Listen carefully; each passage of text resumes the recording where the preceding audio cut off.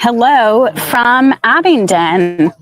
So we have had our first couple of teams go through here already. And then we've got some other teams who are just here warming up, relay teams waiting.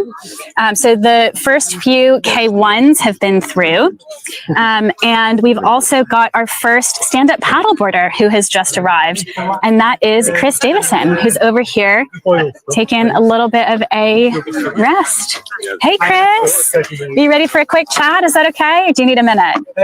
I'm all right. I might be a bit out of breath, but yeah. That's okay. You can catch your breath. So how are you feeling so far? That's a tough one. It felt tougher than last year. Yeah. I don't know where. I'm feeling quite lightheaded, actually. I don't know whether it's the heat or what, but yeah, it's felt quite tough out there. Yeah. There's no flow as well, which does, I think we got to.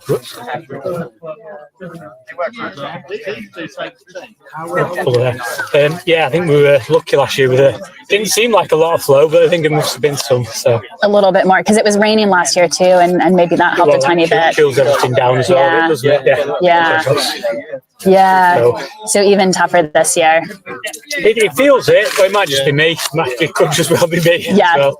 Yeah. But we'll see how this next bit goes. But actually ran out of water, and I never run out of water. Oh wow! Luckily, it is really hot. Luckily, one of the support crew gave us another half litre of quarter, so that got me through. Luckily, nice. So good. Yeah, let's see how this next bit goes. Good, nice. And did you paddle with Kevin a little bit off the start, or did you leave him behind pretty quickly? Well, the other guy today, he's actually quicker on the water than I am, but he stopped at the last checkpoint, and I've not seen him since, so I don't know how much far ahead I am now. But, we'll see in a minute, won't we? But, yes. I don't want to leave it too long, but I do need to get a bit of food. Yeah, absolutely. Okay. Yeah. All right. Well, thank you so much, Chris. Yeah. We'll let you get some rest and food and water. Well done. All right. Craig, our SUP commentator, is here. If you want to, we'll invite you to chat a bit. We're gonna leave Chris alone because I think he's having a few stomach issues. It looks like that's Chris is coming. You probably heard from him. He said it was tougher than last year. The river obviously lower. Lots of problems with weed. He's got a weed fin on this year. Last year he didn't. He had a lot of problems with weed. So he's doing the right thing. We're expecting, maybe in the next 10 minutes will be Kevin. As Mark as you may have just heard Chris say, Kevin is actually fast on the water, but Kevin seemed to hang out at checkpoint 1 longer than Chris did. So when Kevin gets in, we'll see what that might be as well. But he's not that far behind. And now they're heading into the night. So this is going to be the interesting time. And behind that, we've got Johnny Herbert. Johnny is running in third in the SUP fleet, and behind him is Adrian. Adrian, I think good pace. He's getting caught now by the 2 p.m. start fleet, which can be a bit of a kick in the teeth. I think sometimes when you although it's a completely different craft, and the people at the front of that second wave are fast. Yeah. But there's something about when you get caught that you start to feel like you're being reeled in as well. So we'll see how he feels when he gets in. By his own admission, he knew that he was going to be slow. He was going for the slow and steady and consistent rather than all out at the beginning as well. So we'll see how they're getting on. Yeah, I was interested to hear Chris say that he thought Kevin was actually faster on the water, because Chris is pretty quick on the water. I was surprised to hear that too. Chris is very quick on the water. And we saw on the tracker that they were together for, before checkpoint 1. You never quite know the tracker because it updates slightly different intervals to everyone. So it looks like they're on top of each other, and then it will suddenly jump ahead quickly as well. But you can tell they're going to have visual on each other. You can kind of work out they're going to be seeing each other. So you can assume that they are paddling together. So Kevin's fast on the water. So whether Kevin's just holding something back, we'll see when he comes in. Yeah. That far away. Yeah. I mean, and he's done, because Kevin has done the SUP 11 cities before. You actually raced against him a few years ago. Yes, I don't remember. Well, I kind of remember him, but yeah, so he was in the SUP 11 cities 2023 non-stop. He's done the 5-day as well, and actually he's done quite a few bits and pieces. Yeah, we've got the notes. Should we have a little look and see? He's, I mean, I think because he's done those before, he's not new to ultras. 100%. And he's even paddled for the night. and even experienced ultra paddlers can still have, we've got Chris taking a nice long break here, and it's really hard to get that nutrition right. And the times so far are slower for the SUPs compared to last year. So we were looking at Chris's time earlier, and I'll double check what those 6:11, were. I think. Last year he was here at 6:11. So about 10 minutes? About 15 minutes behind, which actually it's not that bad. It's not, And it is. I thought it was interesting as well that he said the river is actually noticeably, because the Thames rivers in the summer are always low, right? But last year we did have enough rain to bring it up a bit. This year we've been in drought. So I guess it's not totally surprising to me that that the racers out there are feeling it's a little draggier, just a little bit harder. It's hotter, it's muggier. It is. I mean, we haven't got the sunshine, luckily. Yes. But it is close. It's muggy, right? Muggy. It's that kind of like humidity, kind of sticky kind of heat. So, and that's us standing here doing eating pizza. Right, I was exactly. eating pizza and it's really tiring me out. Yes. And these guys, and girls, are 62.5 kilometers now into the race. So that's the pizza. That teaches me. There's a lot of flies around as well, and I mean it's kind of the result of a hot summer. You saw it on Chris's board when he come in. He had the weed coming across. He's got a weed fin on now. Last year he had a lot of straight rake when he was catching weed. So he's learned from that experience. But, we should ask if he's because you commented earlier that he's on a slightly wider board this year. Let me just check this. So let's see. So Craig is a very experienced SUP paddler, including SUP ultra paddler. What did you have last year? You on a 26. Oh, you were wide last year. Okay. I'm heavier. Yeah, heavier. Yeah. Oh, okay. Oh, back to front. So actually a little bit narrower this year. Okay. But heavier. Lighter. This is lighter. Yeah. This is lighter. Yeah. So you're lighter and narrower. I misunderstood you at the start. I thought you said you've gone for a bit more comfort this year round. Oh, well, I train on a 22-inch. Right. Okay. Right. So I misunderstood. So there what Chris was saying. So early on, we thought that Chris had actually gone for a bit more comfort and gone wider this year. But actually, he's on a wider board than he normally paddles as well. So he normally paddles a 22 and he's on a 23. So, and a little bit lighter, 5 kilograms lighter, which adds up 44 locks. Absolutely. Carrying the board. You've got the handles in the middle, but you've not only got the board, you've got all your hydration, you've got all the mandatory gear you have to have. Your hands are getting tired. You're pulling your way out of the locks. You're then pulling the board up out of the locks. So I'd imagine, Chris, you're pulling it up from the back, right? Only one from the back, but I will be a few ones higher. So means I can pull it up from the back and then shuffle along till I get the handle. This is a man that has, look at this. I mean, I love this kind of stuff. Look at this. It's a nice grab, how he can grab that. And that is really clever. Because the thing is, you see people, they pull up from the leash. Yeah. If they got pull up from beyond when it's here, tangly stuff, it just gets longer and longer and longer. Yeah. There we go. That's clever. And I think, for canoeists and kayakers too, who are wondering how the SUPs get through these tricky locks, I love a creative solution. I think lots of paddlers are good at creative solutions. Absolutely. That definitely qualifies. Yeah, I'm stealing that one. Yeah. So it's like a rope that goes from... I like his light setup here as well. He's got some kind of looks like a 3D printed... that is the Tango Charlie light. Look at that. Sponsored our devices to Westminster. Yeah, that's great. Inspired you to go for Tango Charlie? I saw it and I thought that works brilliantly. Okay, there and you I can have the front one on all the time, and it's shielded so it doesn't annoy me. Oh, that's great. Oh, and you've got very cool. Yeah. Very nice. Well, hopefully they work. And something I don't see a lot of people doing, he's got a tagline. And the amount of people I see going along with no taglines, that's something that's so easy to knock on a lock.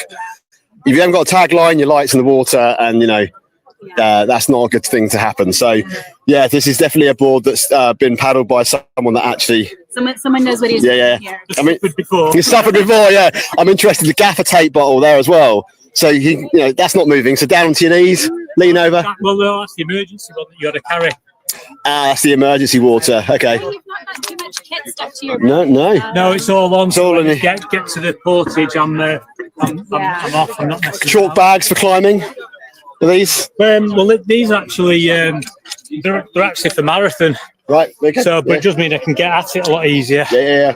Because I had chalk bags last time, and they're a bit of a fat to A bit get thicker and into. heavy, and then you've got the pull cords, haven't they? Sometimes you kind of Yeah, and it's fur lined, so it's getting heavier and heavier in the rain. So I've gone for these things that. But I did lose one. Right. Just at the start, so that's floating around somewhere. I don't know. Right. We'll look out for it. Thank With you. this level of flow, I think it's going far. No, I don't think so. Are you getting ready to get back on? Yeah, Chris? I'm going to go and get back on. I'll Okay, very exciting. take it a bit easier and let the food digest a bit. And we, I wonder if we can check and see where Kevin was just around I say just around the corner. The funny thing is when you're dot watching, everything looks like it's just around the corner. Then half an hour later, it's still just around the corner. So Kevin, I'm going to guess if we can't see him just yet, we're probably going to come in the next, see him in the next few minutes. So I think Chris wants to get out of sight to not give him any kind of and motivation to be quick. If I was Chris, I think this is the right move here. Go on and move on out before Kevin touches sight. All right, you're clear, Chris. Good luck. Cheers. Awesome. See you at checkpoint 3. Yep. Cheers. There he is. Chris is a very unique. I reckon I could spot Chris's paddle. I could spot him out of the hole. He has a very specific, unique technique. It's distinctive, isn't it? Very distinctive. His knees are a little close together, but he's using his body. He really does bend over and he has a really consistent cadence as well. Yeah. He digs deep, and it obviously works. Yeah. And you've got to have that kind of, I was noticing earlier in one of the K2s. So we've got the married couple where Mike Reese-Clark, super experienced paddler, and Karina is new to it. And I can see that she has a very practical, ultra technique. Yeah. Which is really cool to just see people who are with that kind of distance technique. This kind of race is a perfect race to find that technique as well. I guarantee you by the end of the race, some of these people that are maybe new to ultra paddling, you've got 30 hours to work it out, haven't you? So you can start to work out what's working, what's not, and learn from those around you. Particularly if you're in a tandem with someone else that is more experienced, watching them, learning from them. There's nothing better than copying someone, than seeing it. I mean, it's the whole kind of visualization thing we do at paddleboarding. When you go out as a group, you kind of watch those around you, and you soak up and you see how they do things as well. So. It's a good race for that. Yeah. So Chris is outside. So you did this race last year on a suck pick. What was this point like for you mentally? How are you feeling? I think this point actually is, I seem to remember being actually quite normal. 62.5 kilometers in, which is a long distance, but it's still light. I think it just started to stop raining as well. So there's that kind of, you kind of get that uplift. And you can see there's a great vibe here, that it was busy, there's people around. So actually, personally, this was actually quite a nice checkpoint. It's, as it was last year. Last one before you headed into the dark. Into the dark as well. So yeah. One of the jobs everyone's got to do here is put their lights on or fit their lights as well. Because, after here, the next checkpoint 3, it's going to be dark in the middle of the night. But no, I think this checkpoint is it's almost like the calm before what's coming, but the stack distance, 62.5. It's interesting when it comes to distance racing. I had the kind of thing where if you're going to go out and do a 5K race, you start getting tired at 2K. But if you set a 10K, then it's not till 5K, and it's a 200K. It's the way you break it down into these sections as well. So when you know it's 200K, and the way I look at it is you're thinking I'm 30% into the race now. And you start counting down. There's different techniques depending on how your mind works. Some people like to count down. Some people like to break it into quarters or eighths. I was talking to Mike Reese-Clark before the race, and he was telling me he did the DW with Ed Dodson this year, and he said he just sits there and he does maths the whole time. He was like, it's wrong half the time, but there's something about just like being out there on the water and just doing maths that seems to help. So I had we have some relay teams getting ready. How far are you guys? I think they're about 13 minutes out. 13. Okay, 13 minutes out. That's are we going to see some kind of bat and hand over like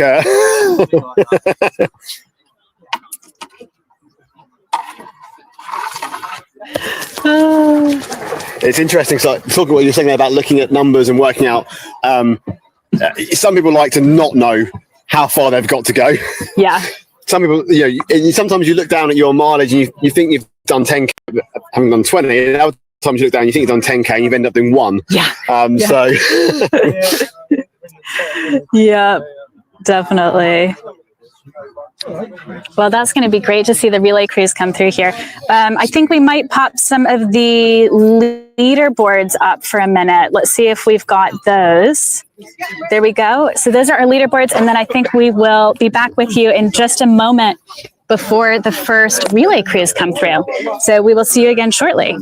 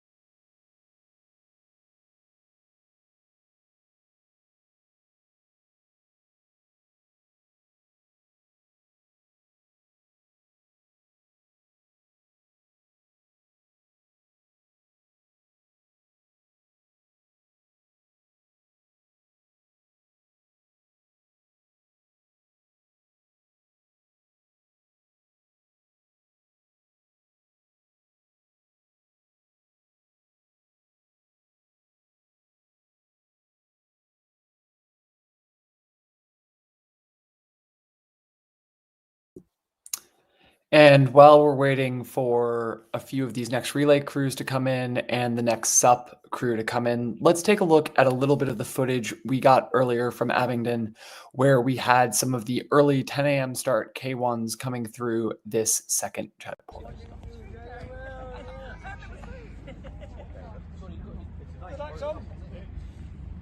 I enjoyed it. It's one of the better ones to stop at. Again, this is us looking back a little bit earlier into the day, about an hour ago, when some of the 10 a.m. start K1s came through this early checkpoint. Just taking a look back while we're waiting for the next relay teams to come in through this checkpoint, looking at how some things happened about an hour ago.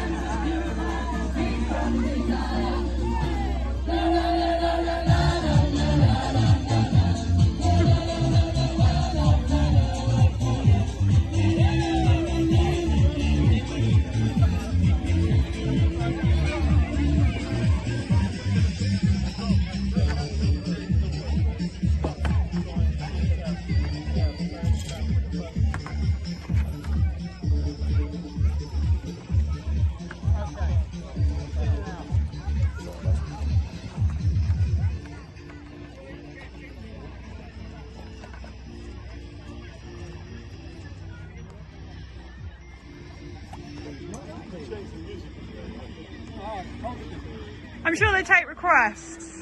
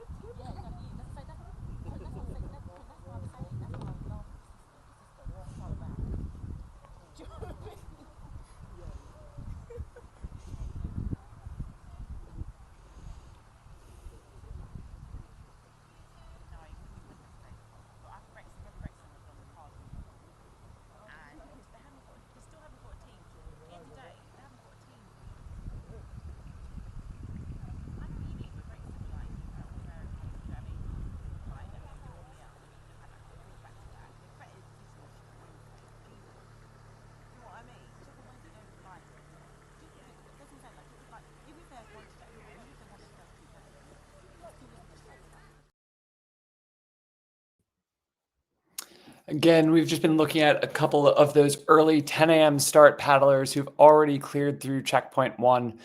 That footage was from about an hour ago, where we have some of those paddlers are now another 20 kilometers or so down the course as they move on into the night section. We have Mark Roberts leading the pack of that 10 a.m. start as he comes through. And I think in just a few minutes, we're going to be getting some of those 2 p.m. relay crews battling out at the top of the race coming through now. And we will cut back to our live coverage as soon as we see them come in.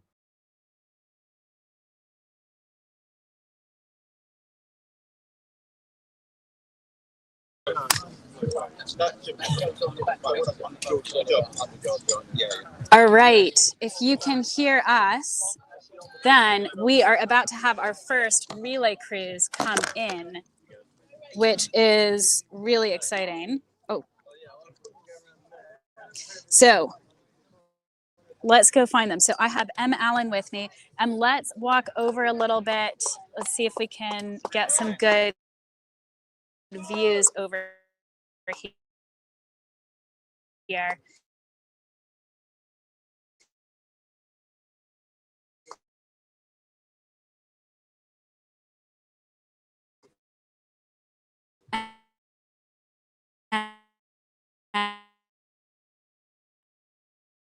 And here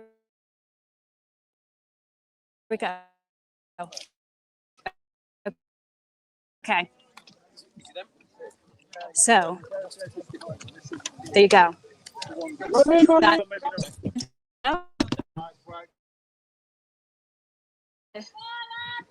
Richmond is getting into position. Okay, wow.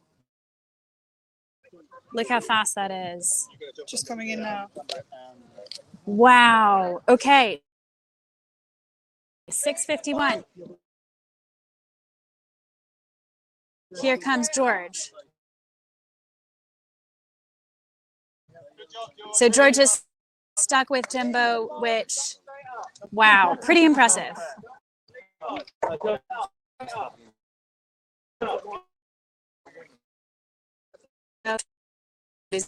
And there goes the Richmond. No. 50? There goes Richmond. Wow. It is a race. This is a race. It's a shame that we've not got anyone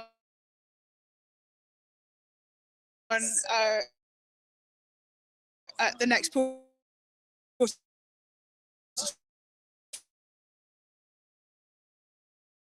because Column Lock's not that far down and it's a very high portage.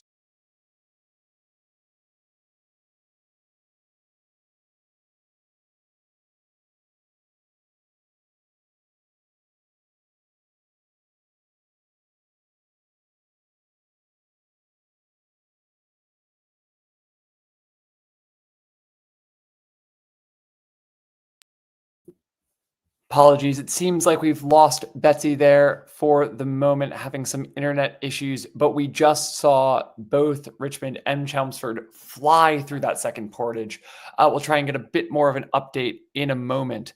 But we see that battle at the top of the relay leaderboard is still, they were neck and neck at the first checkpoint. They are still neck and neck. There are seconds between them. And we'll try and get an update here as soon as we get Betsy back online. There we go. Our internet.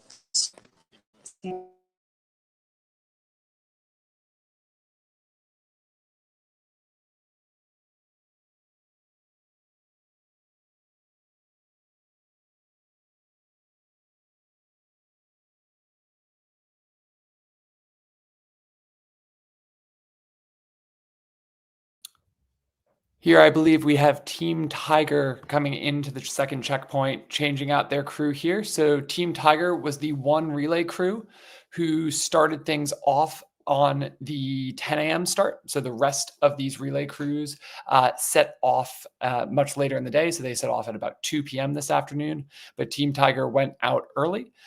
They are now into this checkpoint, switching things out. Apologies to everyone like for the internet issues. We got a little, I think, overly ambitious. So, yeah. So this is Team Tiger. They've actually got a really interesting setup for this one. So Laurie Sanders, who has just come out, is going to carry on to do a third section with... Oh, she's done the first and second already. Yeah, already. So did the start with first section with Mickey, and then the second section with Becky. Now swapping partners again. Clearly a bit of a glutton for punishment here. And look, we've got our first sub coming in too. Let's get that. So that is Kevin Cohn. There we go. Okay, we'll catch up with him in a second. So Kevin is not too far behind Chris. You're not too far behind Chris? Yeah. Yeah? He's only left a few minutes. So Chris definitely wanted to get away earlier before Kevin came into view. Okay, understandable given Kevin's credentials. Yeah. Has raced the Sub 11 City Tour several times, and in 2023 he finished in 7th place in the non-stop race in just under 33 hours, which so that'll be pretty similar to this. Yeah, it's impressive. You might be faster today, or tomorrow. Today and tomorrow. Let's see. We'll say today. Okay. Not worry.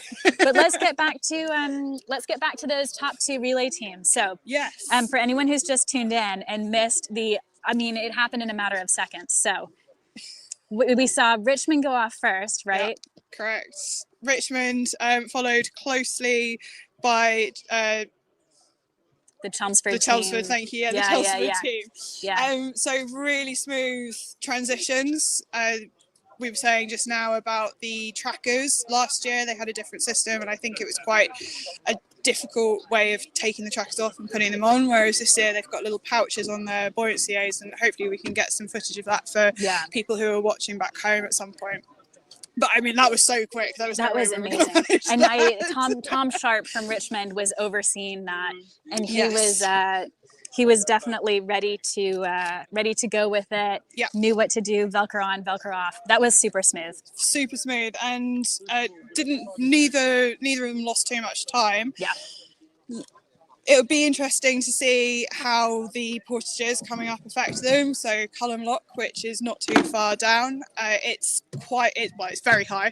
It's one of those ones that even if you're sort of 7 foot, you would struggle, particularly at the moment because the river is so low. So they're in K2s, should be easier in some respects, but if the get out and get in is a bit smaller for the boats, and they've managed to catch up with each other, anything can happen in that respect. So very interesting to see how that goes and carries on. I for sure. And the separation was so Jimbo came in first for Chelmsford. Yeah. And then we think 100 something meters behind, something like that. Yeah. Richmond. So, and Richmond went from George Durden in K1. Now they've got a K2 out. Chelmsford also has a K2 out. Yeah, so it's neck and neck. It's really, it's not so. Some other relay teams have had a K2, then a K1 versus, two K2s or whatever. So Bisham, for example, if you're watching on the tracker, it looks like they've dropped back quite a way. That's because for the second stint, they've got a K1 versus the K2s that they were with. So that's why they've then dropped back a bit. But these guys are clearly very well matched equally. And so it's going to be the whole way down, I believe.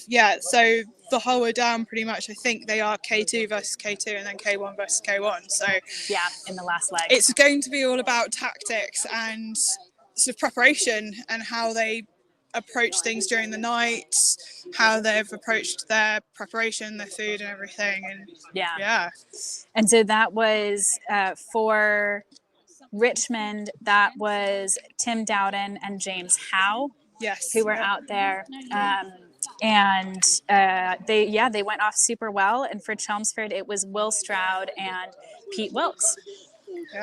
Both just really evenly matched, really smooth. They're reasonably evenly matched. I think the Richmond crew have the slight edge. Okay. And you're a Richmond paddler, Henry, so you know I how am well biased, these go. But yeah, what I was talking to Brindy a second ago. She was saying that they're currently stronger.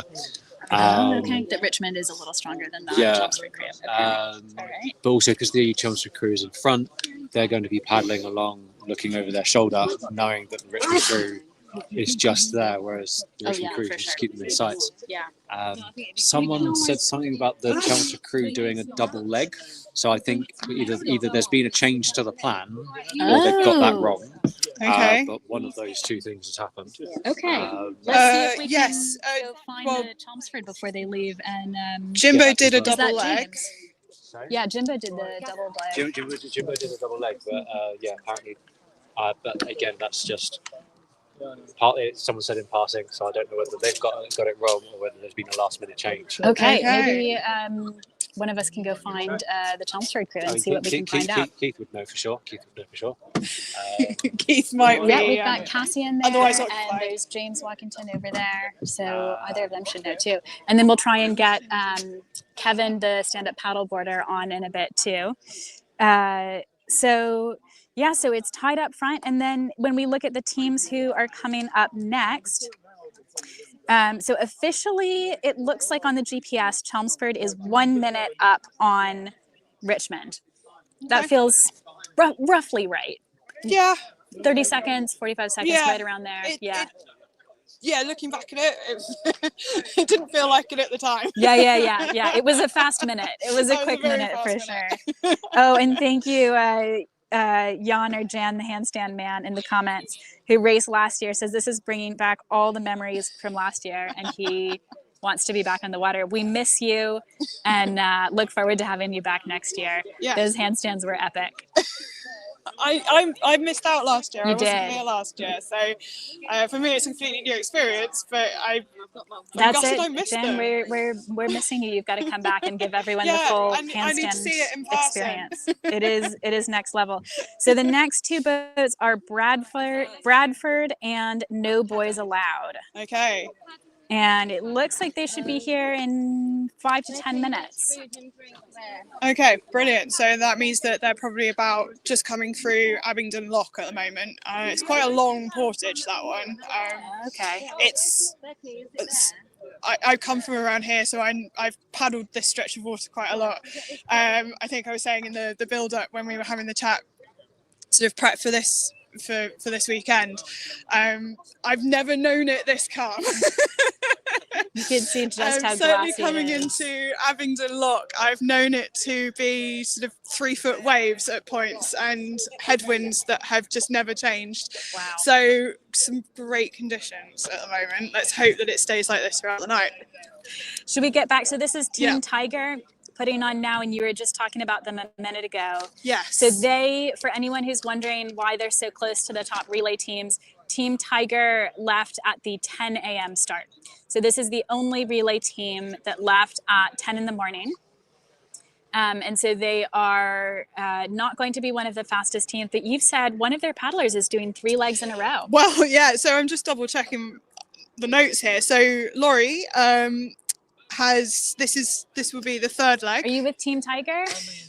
Let's get a Team Tiger support. Oh, need it. Do we have is Laurie doing 3 legs in a row? I think so. I mean, they're all doing splits legs, but they're also they're adjusting it as they go, because there's a few people who are complete beginners. Yeah. There's also, Dave's done more races than you could possibly imagine.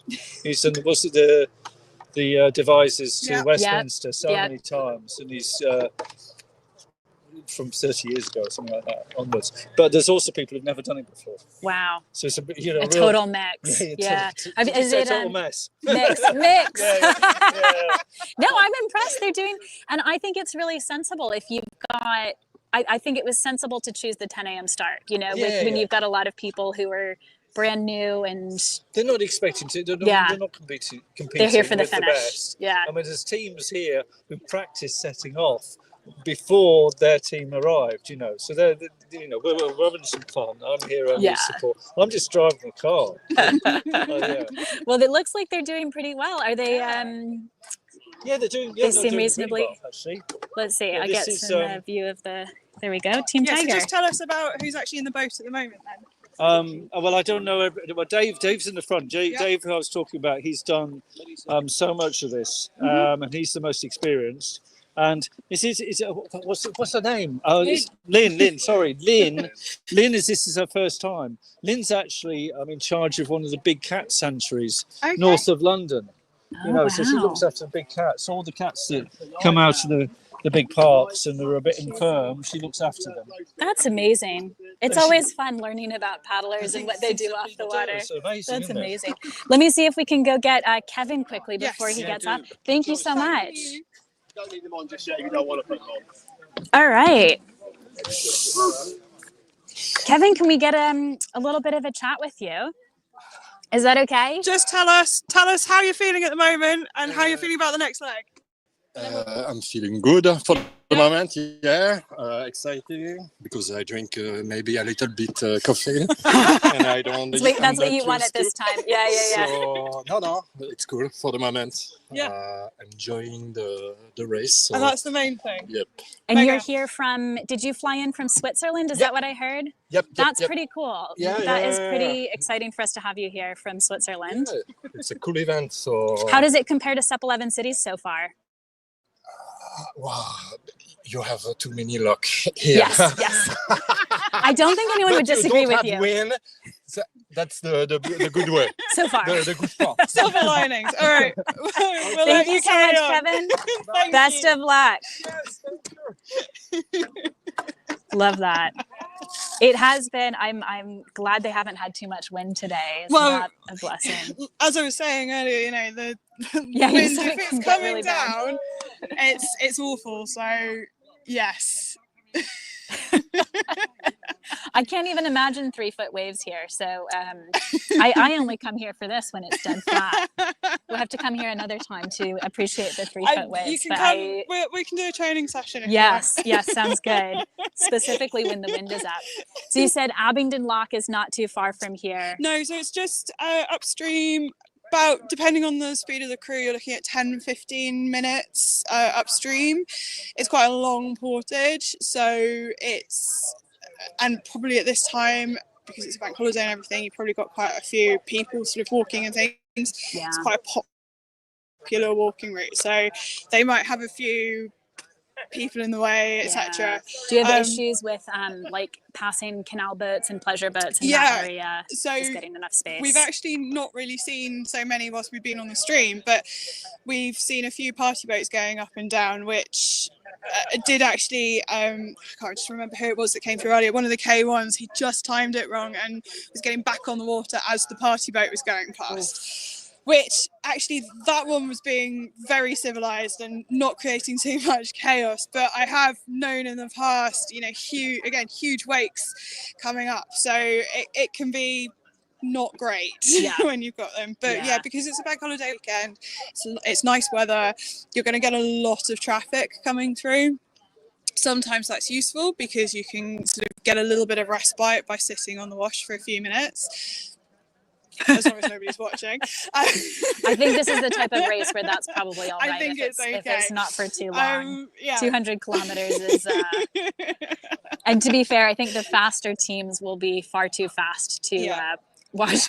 but for those who are that little bit slower and who might be struggling or whatever, it can just really help give that little bit of boost, because you can take a few minutes, just sat on that wash and have a rest, get the heart rate down if the heart rate's gone up, etc. Just to then be able to paddle off again. But along here you've got, so you're actually looking into Abingdon town centre or towards it.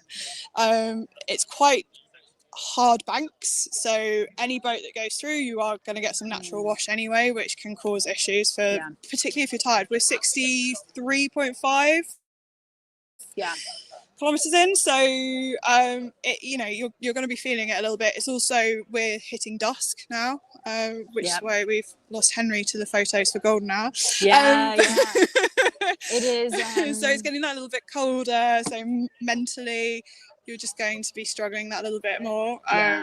It'll pick up again, but you naturally hit a more low point at this point. You've then got Column Lock that's just down that way. It's got quite a long stretch, again with very hard banks, and a very, very high portage to get in and out of. It's one of those ones that you probably, you would have to climb up a ladder to get in and out, basically. How many more, because they've already had a bunch of locks at this point where they had to climb up. Is this the last one, Cullum, or will they still have a few more really tall ones? It's definitely, I'm just trying to think, it's definitely one of the last ones. You kind of get lulled into a false sense of security because you go through Oxford and you think, oh, this is all right. It flees sort of rollers and things, so you think, oh great, and then you get hit with another high portage. But further up the Thames, you've got very high portages, and then they will get better going down. So they're nearly there. Hopefully, realistically, you don't really want to be doing them in the dark. So hopefully, certainly the guys that are still coming through, the faster they'll get through and at least in the dusk. Oh man. Well, and it is, last year it was really sunny and beautiful here at this point. This year it's definitely cloud cover. I can feel the temperature getting cooler, which I was just thinking I might need to get my jumper out in a minute. Which has changed really drastically in the last 20 minutes because I was just talking with Craig about how muggy it is. Which it has been all day, and now it's getting cool. So it would be interesting to see. Obviously, it's different with the relay crews because those that are doing the next leg, most of them are here already, so they'll be feeling the temperatures. They'll be considering what they're going to be wearing for that leg. But the ones that are going straight through, it will be really interesting to see if they have a kit change or add on some extra layers, etc. Sort of that DW style. A lot of crews that we've seen so far that are going straight through are actually stopping for 10-15 minutes here. They're getting some food in them. We haven't seen a kit change so far. Maybe we'll start to see we those might now. start to see that now. And I hope some of them will have support crews meeting them before the next checkpoint, which is in Pangbourne, which is checkpoint 3. It's 100 kilometers in. So it's a good time to do for the races to do a kit change here. We did have Harry Gilbert get hypothermic in Pangbourne last year, and we can really feel how exactly that happened. All right, we'll see if we can get some a chat with Jimbo, which would be great. He just absolutely smashed that. He was looking super strong coming in as well. I mean, we knew, European champion. The guy is a serious paddler. So I think it goes to show how important all the different disciplines are to each other. There's bits of sprints that are required for marathon. There's bits of marathon in terms of endurance that are required for sprint. And I think it's races like this really help to showcase that, and you get some fantastic paddling coming through, like with Jimbo. You've seen coming in 63.5 kilometers in, looking really strong. We're all stood there going, no, that's not him. No. Oh, oh wow, it is. No, okay. it really is. That's what he looks like after 70K. If you caught him on the live stream earlier, just about how he looks after probably 1,000 meters. Yeah, exactly. Was, so yeah, and it's a real other paddlers, people who are juniors coming through the system, etc. They can see that these top level paddlers are coming through and they're doing these races, and so it's a really good opportunity for everyone. It really is. I was very fortunate to have a bit of a chat with world champion Melina Anderson. Oh, yeah. Very recently after her World Games in China, where she won 2 gold medals. And she specifically said, because she does both sprint and marathon, her best results have been in the marathon. But she was telling me that in 2021, that's when she started working with her new coach. He said, focus on the endurance, focus on the marathons. And that's when she got her personal best in the 500 meters. Yeah. Which you don't think, and a lot of us, I think, are like, well, if you're a 500 meter paddler, you're a 500 meter paddler. If you're a marathoner, you're a marathoner. But yeah. Yeah. Jimbo came out, he did it's 60 something kilometers at a pace that's not too far off his 1,000 meter pace, or at least that's what it looks like. Certainly coming in at that sort of pace. Yeah, so for maybe sure. Maybe he was going a bit slower and then came around the corner. That's true. It was for show in the finish. Well, and let's check up on some of the other crews that we have out there. So we had said we would see the Bradford and No Boys Allowed relay crews about this time. It looks like we still have a few more minutes before they're going to arrive. Okay. Yeah. Nice that they are close together, though. Yes, always useful. Again, it's sort of that head thing. It's nice to not be on your own all of the time. They can share washers if they're talking to each other. We'll see. We'll see. I believe they are both in K2s. Yeah. I think we saw Nushi and Sam Martin in K2. Yeah. And then the Bradford crew. Let's see if we can double check that. So the Bradford crew I've got down here as Ian Thowell and Daniel Jones. Yes. So I think that is right. And then the Bradford crew are going to a K2 and to another K2. Right. Now our notes say that the No Boys Allowed are going to a K1, but I have seen a K2 here, so they might have changed their plan. Maybe that has whether changed. it's because they are with the Bradford crew and they've decided that they'll do that leg together as a K2 still, or the boat might be here for other reasons, actually, that I believe I eavesdropped earlier. Is it Brindy and K1 next? Yes, that's what we've got on our notes. So. I believe that's still correct, but let's play by ear. I can see Brindy over there. No, maybe it is the K2 because she doesn't look like she's ready to paddle. Ready at all. Certainly not for someone who is potentially getting on the water in 10 minutes or so. So let's. That's okay. So it is Elise. It's the K2 of Elise and let's see who's in the K2 with Elise. So I certainly from the notes that we've got, it would be Elise and Neris. Elise and Neris. Okay. So we shall see. Yeah. All right. Entirely possible they have changed it up, and maybe Brindy's in the next one. So Elise and Neris in K2 for No Boys Allowed. We'll see how close those two teams are together. And then just checking in on how the nonstop doubles race is going. Yeah. So the leaders in that off the start were Meyer and Merritt. So that was boat number 54. Number 54. Yeah. And they looked really strong off the start, but it's tough to keep up the high pace for that long. That's Russell Meyer and Christopher Merritt. Yep. And behind them was Mike and Karina Reese-Clark. Okay. So it looks like Meyer and Merritt are still leading, but the Reese Clarks are not too far behind.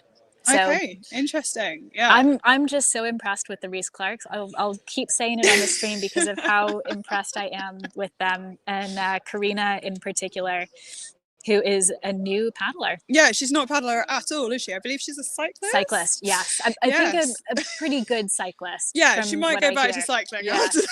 Well, we'll see. We'll see. I mean, second place if they can hold it in their or better, you know. That's really impressive. You know, Mike's race. Mike's been around for a long time. He's got quite a few DWs under his belt. So I wouldn't expect anything less from Mike, but having an unknown like Karina is really interesting. And again, it goes to show you that you can actually do a lot if you can't get into a boat for training. You can go and do other things like you can cycle as long as you've got that base fitness and you know how to paddle. And I think she's probably got a good teacher in Mike and whoever else is helping her learn how to paddle. Yeah, obviously I wasn't at the start, but did you see? Is it Mike who's in the front? Yes. Yeah, which makes sense as the experienced paddler. So that will really help as well because he'll be setting the pace, making sure that they don't go too hard off the start, etc. So. Definitely. Yeah. I wonder if we can grab Jimbo for that interview. Jimbo, could we grab you for a chat? Is that okay? Let's see. Let's get him over here. 60 something kilometers. Yeah. You look exactly as fresh as when I saw you a few hours ago. Definitely not. Really not. Okay. I'm putting on a brave face. Okay. Well, that's a little bit comforting that you had to work hard for that. How was that for you? Yeah, pretty tough. As expected, the two junior boys, Will and Alex Morgan, were making it as hard as they could for me. So it was that was their mission. That was their mission, and I think they succeeded. Like to go out on a 60k paddle and you do the first sort of 26k absolutely flat out, trying to cling to a K2 that's trying to get rid of you. Yeah, it's pretty tough. So I had a sort of a recovery hour in the middle with George, and then it was back to sort of trying to push the pace on. But yeah, by that point, that was pretty tough. Okay. And you and George hung together for the whole. Did you guys swap leads or? Yeah. So she had the work, tried to get rid of each other, wasn't really happening. Yeah. I couldn't break the elastic, he couldn't either. So, and then sort of towards the end, the last 40 minutes, just like right, I'll try and get a gap for my team now. So I had to go, really quite deep, especially because the last portage is only about a kilometre upstream of here. So I knew if I could get a gap, get in, and just go all in, last kilometre, make it count. So that's what I did. Wow, you put in a bit of a gap, and that was great. Yeah. How did that compare to your typical like marathon or your typical 40k Sunday? Well, they're normally quite sociable, so we go out in a big group at Nottingham, so there's lots of chatting, lots of fun. Yeah. A lot more sociable, not sort of trying to get rid of each other the whole way, trying to race every portage. So yeah, I mean, that's probably my limit. I wouldn't want to do much more than that. Yeah. Okay. So, And how did you guys decide which sections you were going to do? So why these two sections versus?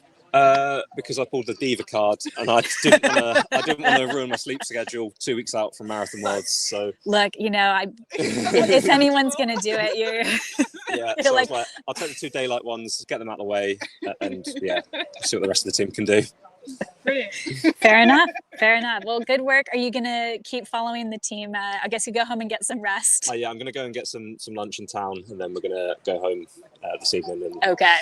Yeah. Will you come see your team at the finish? See if they've made the most of your. I don't think so, just because I'm up in Nottingham, it's a little bit out of the way.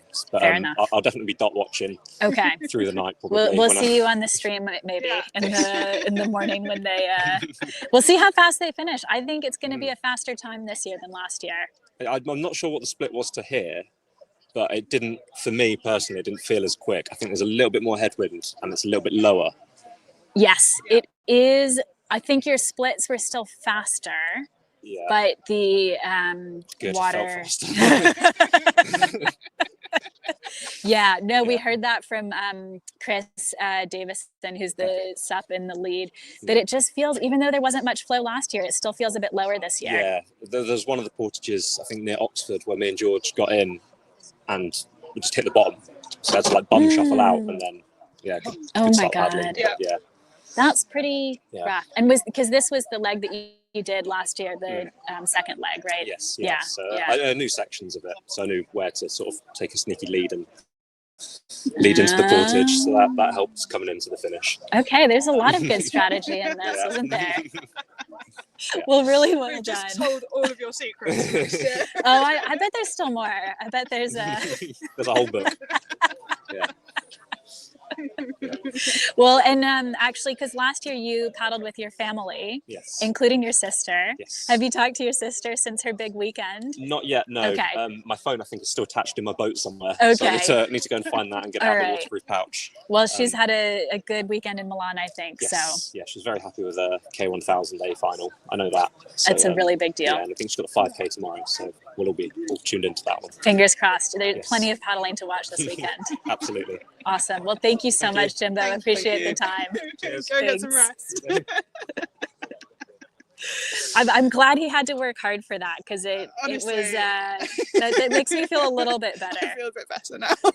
He doesn't look like he worked that hard, but we'll have to trust him on it. He looks pretty fresh as I well, know. despite what he's saying. I know. Yeah. And those junior boys look like they had to work really hard for it too. So yeah, it's just thrilling seeing such fast paddlers, like truly some of the best talent in the world, really. Yeah, and the fact that because it's a relay, well, some of them have chosen to do a relay, they can really showcase it. They're not having to pace themselves as much as they would have to if they were doing the entire 200 kilometers. Oh, for sure.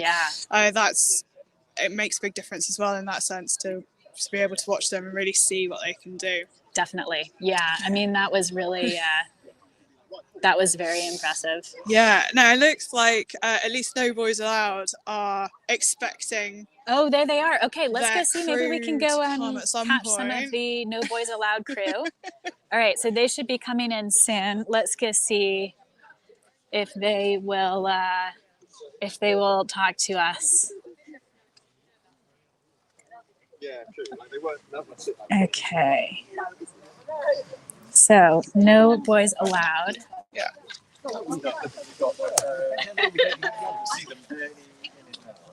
Oh, is that okay? Tom said any minute. Ladies, can we borrow you for a very quick minute before they come in? Well, yeah. As soon as they come around the corner, we'll walk away. But we just wanted to check in with you, see how you get. You've actually confused us because our sheet said it should actually be Brindy, and then we were going, well, Brindy doesn't look like she's very ready. So, okay. Okay. So, have you all changed strategy at the last minute, or? That was super tactical. Yeah. That's what Brad's doing. Yeah, that's the one. Secret plans. We can't explain it more than that. Secret plan. Okay. All right. We'll leave it at that. Are you doing the next one, Brindy? No, I'm doing leg 5. Leg 5. Okay, leg 5. All right. You're going to mix it up again, and then we'll be going. I don't know. Have you been like promoted, demoted? Well. They saw I messed it up last year, so they want me to have. Oh. Okay. So, Elisa Neris, how are you all feeling? You all have done K2 together before. Yeah, we've done it once before. German Nationals K2. Okay. Well, I mean, German Nationals, you know. Yeah, it was pretty good. It was a great K2. No complaints, really. So hopefully it will run the same again. Yeah. Do you have a specific tactical plan today, or just get out there, race hard? Yeah, I think race hard, get to the finish line, and it's kind of the plan. Yeah, maybe have some fun. Yeah, if there's any washes, that'd be good. Yeah. Okay. Do you think your other crew is with the Bradford team now, or do we know what's going on? They were when we last checked. But we're not Okay. sure. So Okay. hopefully. We'll find out in a second. Yes, they are. Oh, here they come. They are. And they are together. Thank Okay, you, that guys. answers We're that. gonna All right. move away Thank for you so you. much. We will get out of the way. All right. Yeah, so they are looking very here together. we go. You're going to want to watch this. We've got the next 2 relay crews. So these are relay crews number 3 and 4. So it is Chelmsford and Richmond in the lead. Chelmsford had maybe 150 meters on Richmond. Now this is No Boys Allowed and Bradford coming in. So let's see if we can get a slightly better camera for you.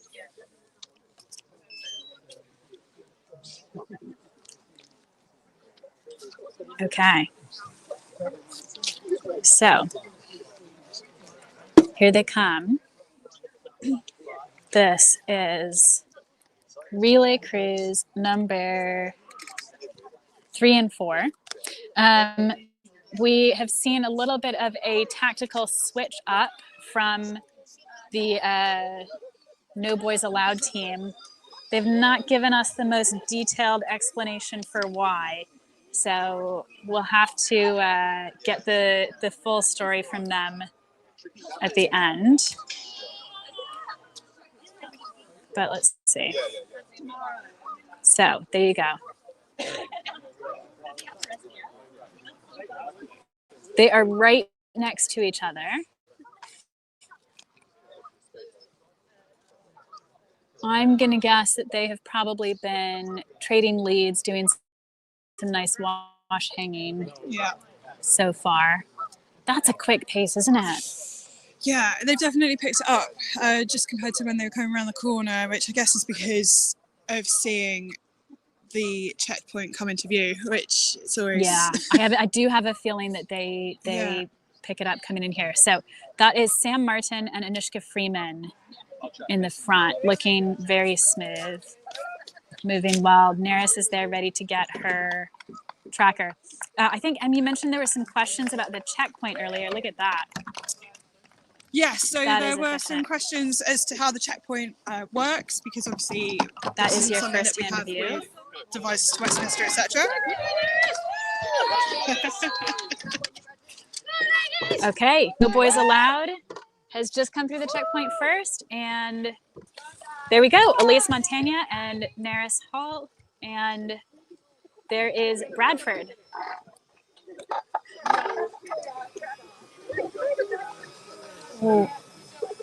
So, try and give you a bit of a view there. It's tricky to see. Yeah, what? 20 meters, 30 meters? I mean, they will. Yeah. You think they're going to wash hang again, or you think that's the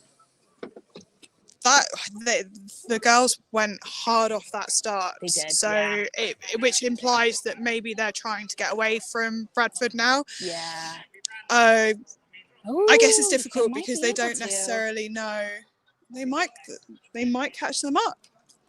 No, it's really hard to tell, isn't it? Yeah, the angles as always. Yeah.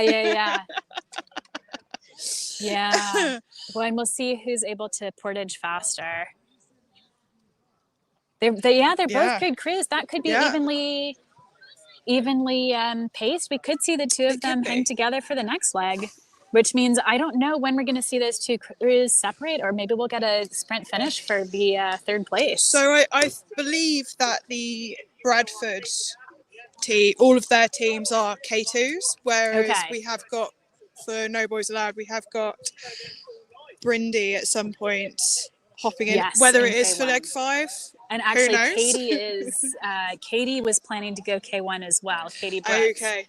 So I think that could be, that's hard to say. So it might be that they've decided to go as hard as possible on this leg to try and create a bit of a gap for the K1s, the K1s to then be caught up by the K2s so that they can then sit on some wash. But I think they're quite cagey about their tactics at the moment, so who knows? Yes, exactly. I know they were very cagey, weren't they? I don't know if we'll be able to catch Nishi and Sam, or if they will if they will want to kind of keep things under wraps. Is that Sam? I think so.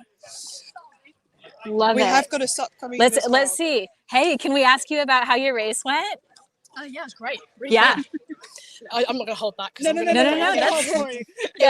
you covered. Much fun. Yeah, we had like 10k to warm up, and then the rest of the way to just power on. Oh, I think we held the speed we wanted, like the whole way. I wasn't sure about my fitness, but we were super consistent, so it was really, really fun. You looked really good coming in there, and it was a well-matched K2. It seemed you all had done it before. We've paddled a few times together, but honestly, I think the boat just ran nicely. Like she's a really good paddler, so like guaranteed to go smoothly. I think really. Nice. And now, how were you with Bradford for? We caught them, and then we dropped them. And then they put in a massive effort and they got back to us, which was awesome from them. And then we kind of swapped leads for a while. Then on the last portage, we went through the lock gates as they were closing, which was a mistake. And we got stuck in the pen. They went around the outside because the lock gates is shut. So they got in before us. And then we kind of like chased them down, got back to them. And I was like, right, time to go. But yeah, it was honestly really nice to have some company out there because it's quite a long way. So yeah, it was great to have them to paddle around with. That's great. Nice. And you've got your next crew in now, and we're hearing there's been a little bit of a change up in the yeah, we've got Neris and Elise up next. Neris is paddler from Way, so hasn't paddled on the Thames as much. Brindy did leg 5 last year in the dark, so knows those trickier portages really well. So Cookham, Bolters. So for kind of like ease of supporting and also just like confidence for everyone in the team. Yeah, that felt like a really safe switch to make, so that everyone's really happy, everyone's really confident in the legs that they're choosing to do. Yeah, Brindy will have to wait till next year to colour in that last little bit on Strava. But that's why she's okay. Now we know all the secrets. But yeah, next year for her maybe. Nice. Well, really great work, Sam. Congrats. Well done. Will we see you at the finish to support your team? Good. All right, see you there. So that was Sam Martin, and this is Johnny. Hey, Johnny. Are you Jonathan? Yeah. All right, okay. I knew you were number 8. I just wanted to make sure. So Johnny is here paddling for Prostate Cancer UK, which is a special cause for him. And we'll see if we can catch him in a minute to see how his racing is going. We'll let him just get sorted first. Yeah, good point. Johnny, can we ask how you're feeling? But if you've got a few minutes or a few seconds even, just to tell us how you're doing, how you're feeling. It's going okay. Yeah. Shoulders are aching a bit. It's very weedy. I forgot just how twisty the top of the Thames was. It's twisty. Got a lot of people saying that. Yeah. But, no, it's going good. I can't hurt any more now, so. That is whatever mental kind of approach works for you, right? Yeah, absolutely. Looking forward to the nighttime section. Okay. So that'd be good fun. And you've done some nighttime paddling before? I've done a little bit, but not all through. Not the full way through. So that's going to be fun. Okay. But yeah. Well, that's exciting. Very nice. Are you going to take a little bit of a break now? Yeah, I'm just got some food. Yeah. Change, lights on. Do you have some supporters here? I've got Donna who's supporting me. That's great. Thankfully. Yeah. So make sure you get food and water and everything. Nice. Have you been alone for most of the race? Have you been able to paddle with? Adrian will be along at some point. Okay. I paddled with him for a little bit. We were just slightly different speeds. Okay. So I just carried on. Yeah. It's been good. I'm sure I'll see him at some point. Yeah. Good. Well. Yeah, it's been nice. Cool. All right, all right. Thank you so much, Johnny. I appreciate it. That's good. I might have to put a jumper on, Yeah. I think Johnny looks pretty. He looks pretty good, doesn't he? Like pretty. I mean, aching at this point a lot is probably not a fun place to be. I'm not surprised. Yes, exactly. But that's a really good, mentally a really good way to look at it. Actually, if it already hurts, it's not going to hurt much more. So yeah. Carry on. Sometimes that's just like what you got to tell yourself, even when you know it's not true, isn't it? That is ultra paddling, pushing yourself to the limits. And I'm sure he'll feel a bit better for getting some food in him and some more kit on, etc. So, I think Tom is trying to keep his dog out of the water, because he loves the water. Barney the dog is Someone wants to join in. A lot of personality. Like he's gonna try again. We've still got lots of paddlers hanging out here. Yeah. So lots of relay teams. Some of that Sam's still here taking a break, hanging out with the rest of No Boys Allowed. Got Green Machine getting ready to go out. Centurions. Bisham. I think Bisham is, let's check in and see who is coming up next. So for Bisham, it's Ollie Harding and where have they gone? So I believe it's Ollie Harding and Heidi Hallett. So yes. Lynn is on the stream. Hi, Lynn. Lynn says hi to Barney the dog. We better tell Tom that everyone's saying hello to his dog. That's how big of a deal he is. Yeah, this is quite the crowd here. So yeah, so let's look at how the next few teams are coming along on the yeah, I think the certainly the last time we looked, there were a few that were all grouped together. That was a few kilometers away from where we are now, so it might have strung out a little bit, but yeah, the fact that there are a lot of crews that are looking like they are getting very ready to go suggests that maybe they have managed to stick together a bit. Yeah. And we did have a shout out for Will Stroud's birthday. Yes. So apologies that we missed that when it came through, but a special shout out and happy birthday to Will Stroud, who I want to say is on the water right now. And I think this is the same leg that he did last year too. Okay. So we've got about 20 minutes, maybe a little bit less till the next boats. Oh, got a crew going in here. I don't think these. You're just practicing, right? You're not racers. Are you all racing later, or is this? We're doing the next leg. Oh, okay. So you're doing a warm up. So we're just practicing. Okay, so Brilliant. first time team. Which team are you all with? Okay, so with No Boys Allowed. Have you all just joined No Boys Allowed? No, you're in it. Yeah. Okay. Yeah.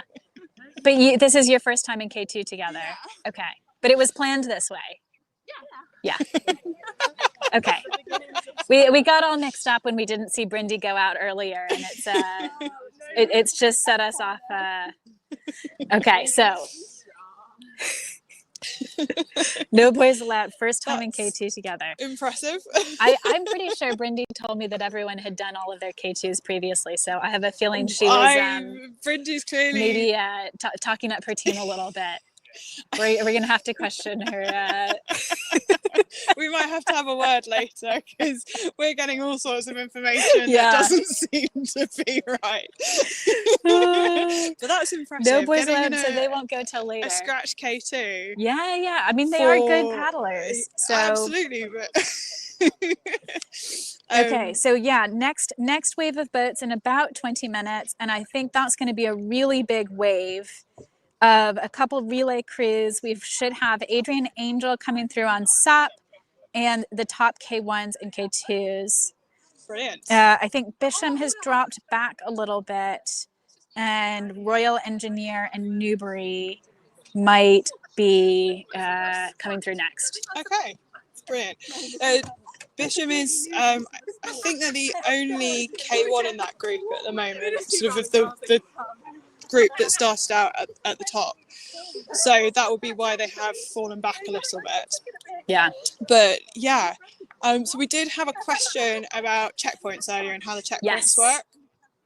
So we haven't really managed to get a good shot, I think, at the moment, just because the crews have been quite fast for the relays. So hopefully at some point, although we might lose the light a little bit, you can see. But you will see in some of the media stuff that the back paddler for the K2s, they've got a pouch on the shoulder of one of their buoyancy aids. So what they're doing is the boats are coming in, when it's a relay, they're coming in, they're stopping. If they're changing boats, they are being told to leave the boat there. The crew who has a tracker on their buoyancy aid is then hopping out. They're coming up from the pontoon. Yep, up kind of up to to this here. area. Then I believe it's one of their support crew rather than an official. Yeah. They've got, it's a Velcro pouch, so they're undoing the Velcro, they're taking the tracker out. The next person who's going to do the next leg is stood there, and they're putting the tracker straight into the pouch. They then have to come back down and run along the pontoon to their waiting boat. Yeah. So that's sort of what we've been seeing at the moment. It is a mandatory checkpoint, so obviously it's where the relay is changing, if they are changing to a new crew, but also it's where, if they're going straight through, they are being checked as well. So it's interesting. Certainly from my point of view, I wasn't here last year.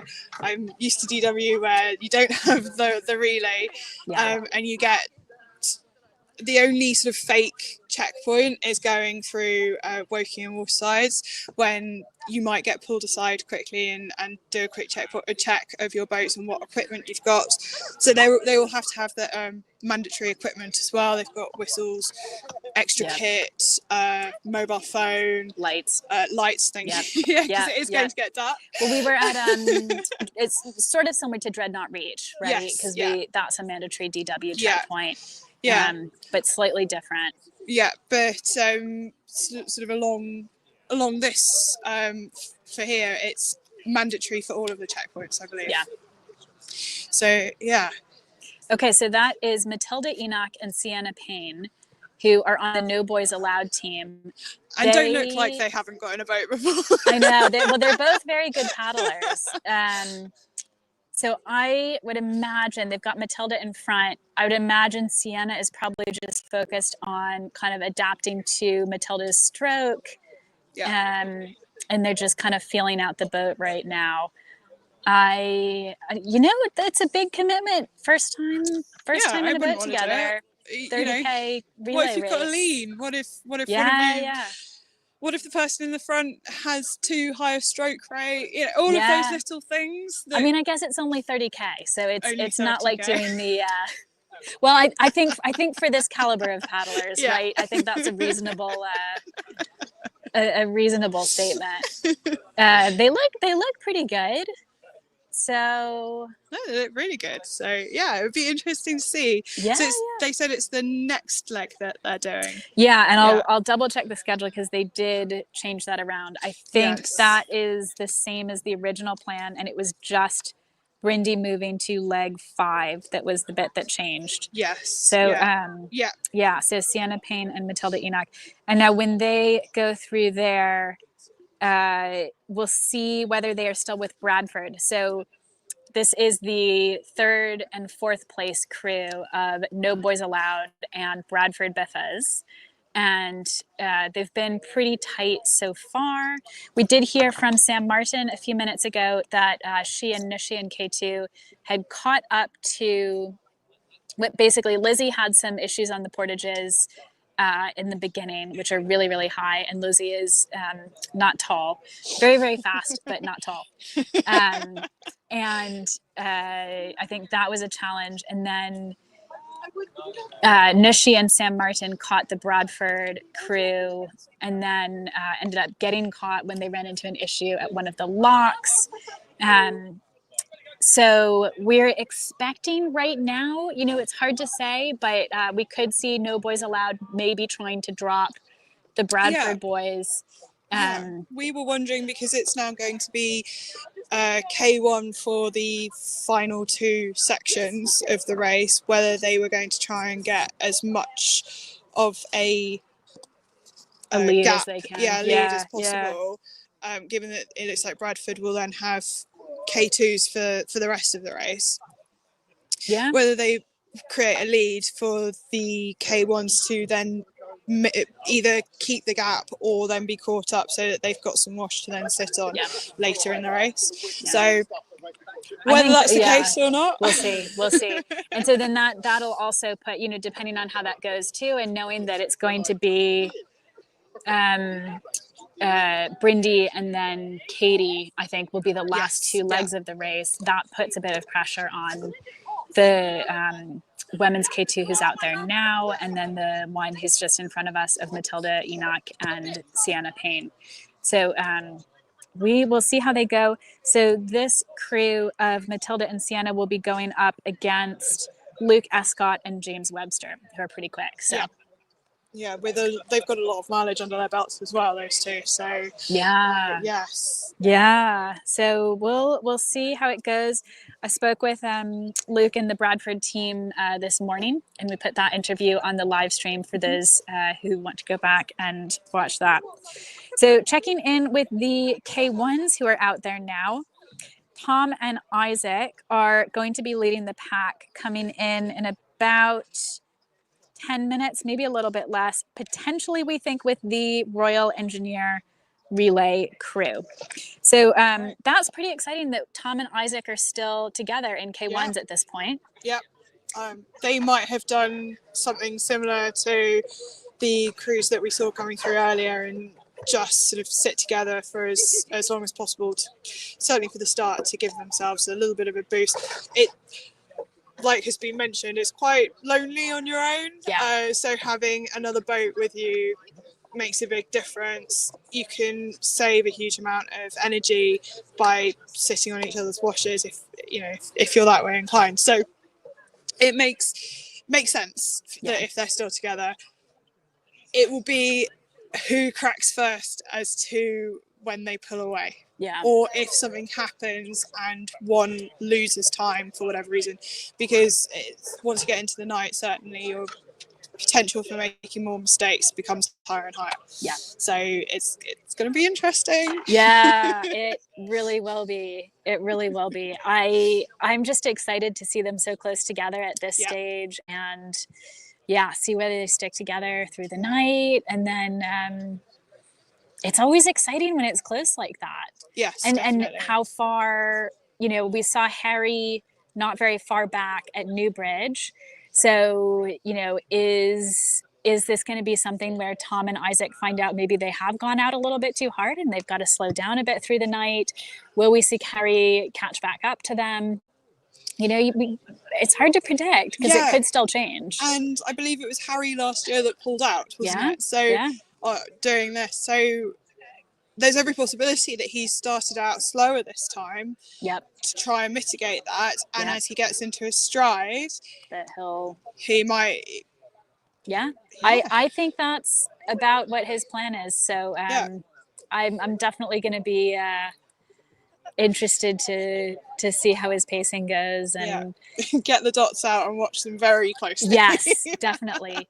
And Isaac was so worried before the race about overdoing it at the beginning, and so I was a little bit worried to see him with Tom at Newbridge, because I was like, he's out front, is he potentially overdoing it?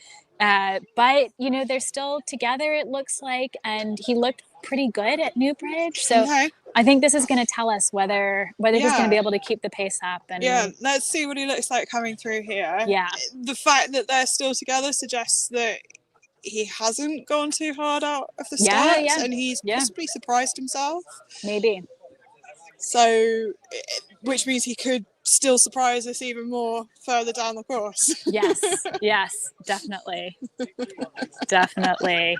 So for anyone who is just tuning in, we have had the first couple of relay crews pass through already. I have just caught sight of a sup in the distance. I think that is Adrian, our fourth and final sup. Yeah, he looks like he's going pretty smooth. Oh boy, this is it. Okay. Oh wow. Okay. All right, everyone's we knew that we were going to get, I think we predicted this big pack coming through. The K2 here is just doing a little bit of training for their leg. They're in the next one. So that is Adrian Angel on SUP coming in first. And then behind him, we have two K2s. And let's double check who that is. It's going to be Fast and Furious now. Royal Engineer? Royal Engineers. Yeah, because we can see the Royal Engineers getting ready. There's the... So as you can see what we were talking about earlier with the changeover. You've got the two of them ready to go. So this is the fresh crew that are coming through. And then one of them, the person in the back, you can see he's got a pouch on the back of his buoyancy aid. And we did get a pretty good view of that actually earlier when Tom Sharp changed it out from Sam and Nishi. So if you want a view of that, you can go back and we'll see it again, I think with the relay teams coming through here. So he's now waiting, ready for them to come in. Yes, Let's so Royal see. Engineers. It looks like there is one of the boats is slightly ahead of the other now, whether they've just pulled away or not. I think some of the, we might have a little bit of a GPS lag. Let me see. Just trying to confirm who is where.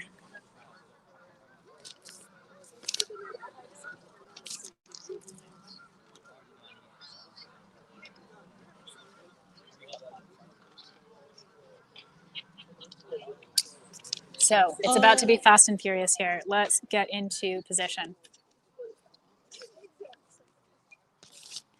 All right. I'm gonna go back here. We're getting you all the best views here, best we can. There's two K1s. Okay, two K1s. Two K1s and a K2 behind. Oh, Isaac and Tom coming in now. Right next to each other, working together. That is good to see. Now, Isaac Blackman and Tom Diaper. Looks like Isaac is leading. I wonder if they're going to stop. They might not stop.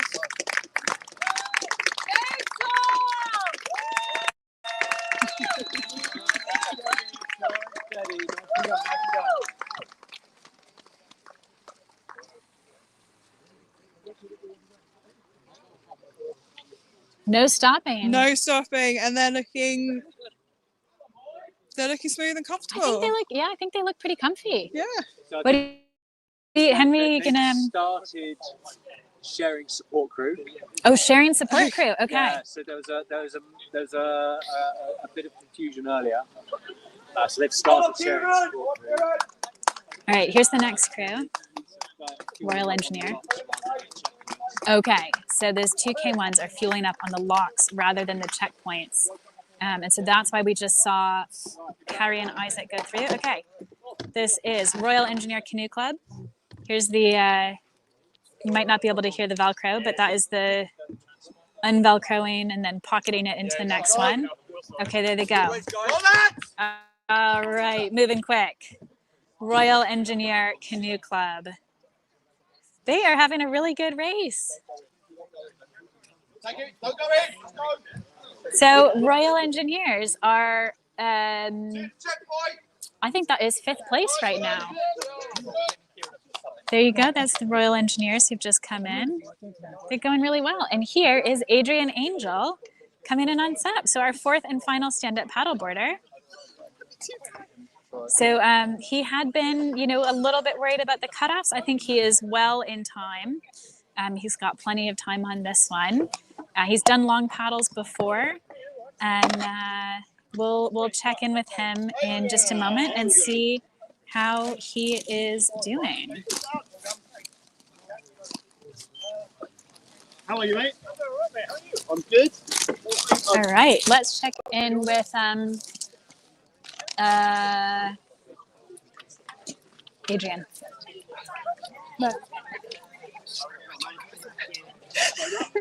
So, all right, let's get Adrian. So Craig is here supporting. Hey, Adrian. How are you feeling?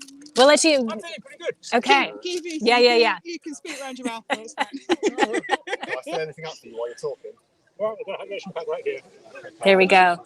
Now, one of the cool things about this race is that they offer bag drops. And so I think that was a bag drop that you just got there. Is that right? Yeah, it was an impromptu. Pretty, okay, My even brother had better. to go to the airport to pick up his family, so he was going to be here for the hydration pack, and he got it. And then you got it from Jen. That was great. I think so. I mean, yeah, we can change up the hydration pack. Eat some food. I mean, is there a restaurant? Yeah, there is. There is. A very luxurious race, having toilets. Pretty exciting. Are you feeling very civilized? Feeling okay? I'm feeling pretty good. Yeah, I mean, I'm good. I'm getting pissed off with weeds. Yes. Yeah. There's, weeds is. Don't worry, you're not the only one that's complained about weeds the second they pull up in here as well. So. Yeah, I have another fin. I've got a weed fin. Yeah, but I think my brother has it. I think also. I mean, I've got a weed fin, but it's worse up here. Oh yeah. It's twisty turny. It's all coming through. It's like, you know. Right. And then the other thing. Not giving you full hope. The King's Lock drop. Yeah. I don't know how the people in the kayaks do that. It's the worst one. How did they do it? I want to see it. Yeah. I felt like I was jumping 2 feet. They're over there wondering how you do it. How I did it. Yeah. How did you do it? You've got to show your. Board in, and I'm like, okay, I've got a big landing pad thanks to this beautiful board that you have made. Is that okay? Yeah, it's fantastic. It comfortable? Yeah. Yeah. It's I mean, yeah, I have never worried about stability. Put it that way. Yeah, excellent. And literally, the guys just trying to call. I mean, like, you're all kind of like. I know you're not in it. I know you said you're not in it to race and win it, or all that. But like, you know, I'm ready to finish it. That's what I really do. Yeah. You're well within the cutoffs, which you were worried about. So no concerns about that, right? I'm like thinking, as long as I keep this pace, I'll be all right in the cutoff. So.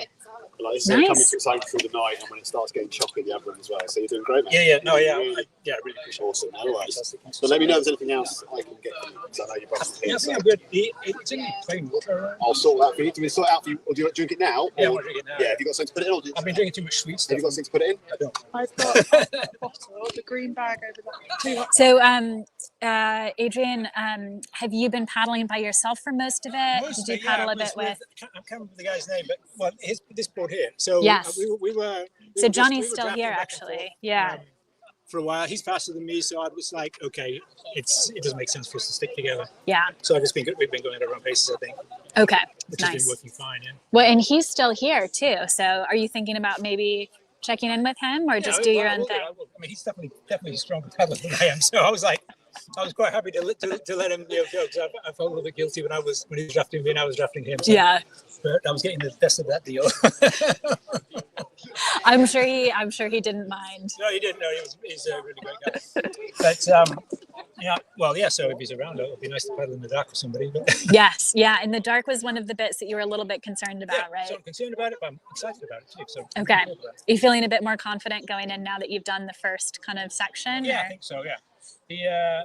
I was thinking in my mind, what wrong turns could I possibly take? Colin Walk, I remember, was a long. You could go. If you could have stayed on the left, right? Is that correct?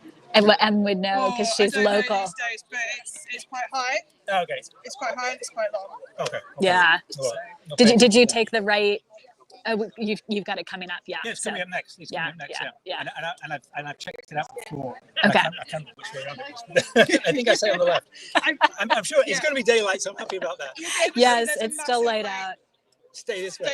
Stay this way. And that's my concern in the dark is like not seeing those. Just don't miss the weirs and make sure you stay safe. Good. Well, thank you, Adrian. There you go. You've got water from So I'm going to pull the board back a bit. We've got some other craft coming in, so I'll sort that out. Okay. So that's Adrian Angel. I am wondering if he is going to wait for Johnny. So we've got the two boards next to each other. Last year at this point, we saw two of the women's, there were two women on stand-up paddleboards, so Emily and Alex, and Alex opted to wait here for Emily so they could go through the night together. Okay, yeah. And so I don't know that Johnny was specifically waiting for Adrian, but I wouldn't be surprised if they kind of go from here and take a break and then go together. Or, I mean, if Adrian's back on pretty quick, then Johnny, he might go and then Johnny could catch him and then they could hang together through the night. Yeah, hopefully Adrian's managed to find Johnny and, or will be able to find Johnny so they can have a chat about what they want to do. Oh, do we have the Newbury team coming up soon? Yeah. Okay. Let's get Newbury on here. All right, Team Newbury loves the camera. We love you all. So who's up next? So Mike and Mark are getting ready with his boat. Okay. They've done the DW. They did very well in the DW last That's year. great. Was that last year? Nice. Very well done. So, so you guys are a drilled K2. You know what you're doing. Okay. We know okay. what we're doing. Okay. Yeah. All right. Good. Good. Okay. That's why they're doing one of the night sections. Okay. Yeah, that makes sense. Yeah. All right, and we've got some crews getting in over. I think they must be warming up. Okay, let's get this crew coming in here. All right. Here's the Centurions, DW director, race director, Paul Fielden. We got to make sure we stay out of the race, out of the way. So Centurions, there we go. That is our GPS swap. Fielden, Roberts to Ingpen and Hills. So that's Andrew Ingpen and Ludi Hills setting off there. I like their torch set up on the front. That's nice and high. Ludi has done DW. Andrew Ingpen is very familiar with this section of the river as well, another ultra paddler. Go, guys! Go! Up! And they've got some nice, they've got little lights kind of taped to the side of their boat too. It's kind of like, almost like mood lighting. Oh, Ludi, they look wobbly, but she'll warm up and be fine. Yeah, hopefully that's just a bit of nerves. I think it's just. I know a few paddlers who they start and the first couple of miles, then knees are a bit wobbly and a bit. Yeah, I think that's it. And you just get warm. Okay, so Newbury Nutters, you can see right at the far end of the pontoon heading off there. Yeah. So there goes Rob and Mike, Newbury Nutters. Okay, and it looks like we've got Bisham coming in next as well. That looks like a pretty strong K2. I don't know if Ludi and Andrew will maybe. They still look a little bit wobbly. I'm not sure how much time I wonder if we can get a little bit of a word from the Centurions to see. Oh, there's Paul. Let's see. Maybe we can get Paul on the mic.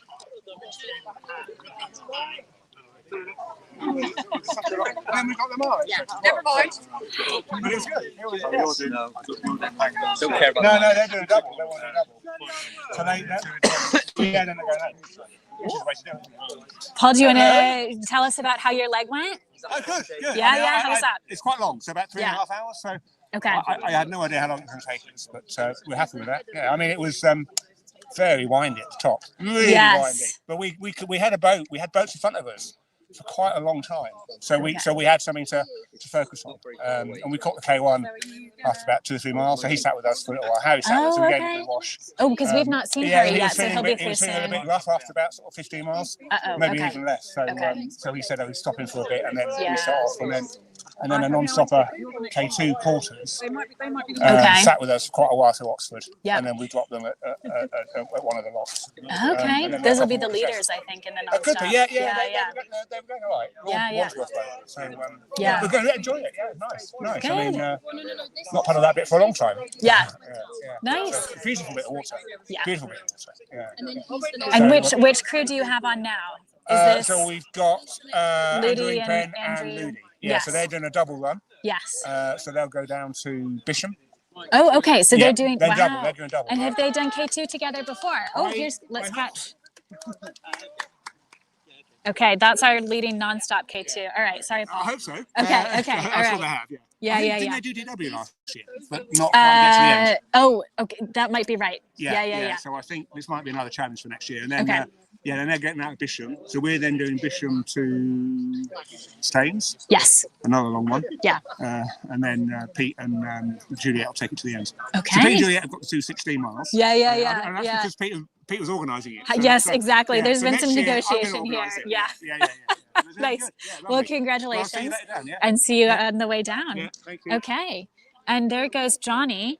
So we were wondering if Johnny and Adrian were going to go off together. So that's Johnny who's gone on set. We've got nonstop action here, really. So Johnny has just gone off at 8:06. So he had a pretty long break here, pretty long one, but it won't be a huge gap if Adrian goes off soon. He's like, you feeling a little bit more hydrated now? Yeah. Good. That was M. Yeah. We'll get it back to her when you're done. All right, I've gotten a question about the overnight portion. We are not going to stream overnight, but I will be getting some updates and interviews out on social media.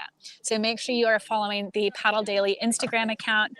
We might have some things up on the Thames 200 Ultra account as well. That account changed recently, so make sure you are following the new 200 Thames Ultra Instagram account to get those updates too, because the middle of the night is where all the action happens.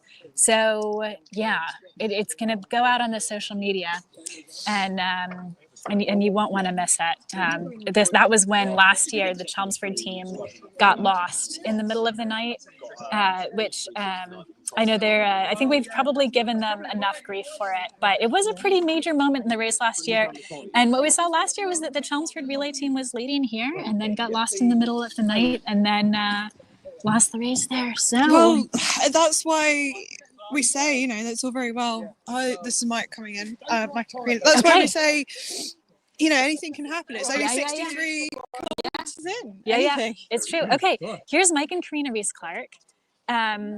I remain hugely impressed with them. So I think they have actually made up some distance because we just saw that leading K2 a couple minutes ago. Yeah. And here's Mike and Karina.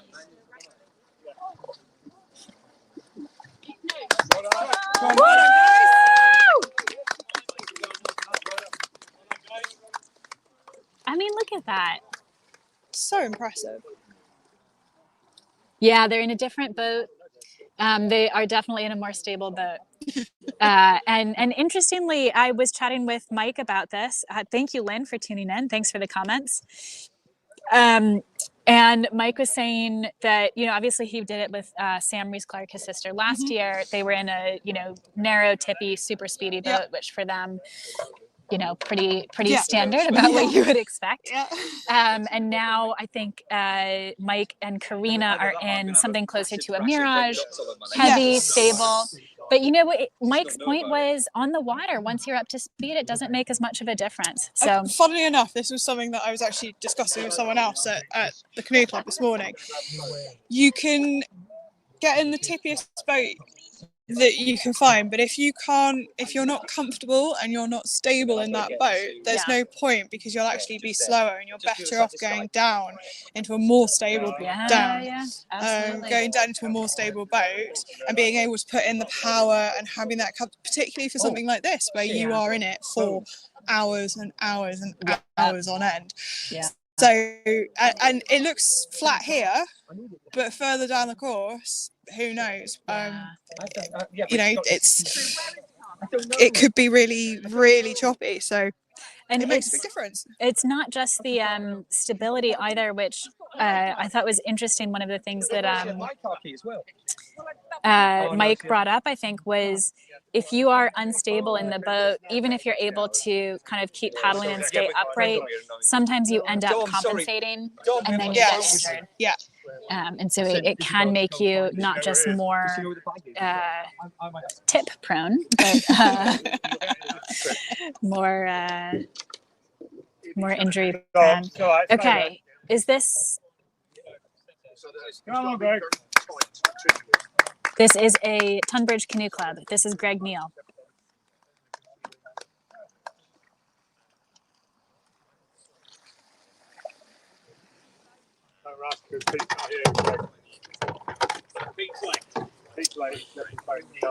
Okay. So Pete has left his sorry, we're gonna have to bleep some things on the live. Sorry, everyone. Okay, we're gonna that keep the must be microphones away. frustrating.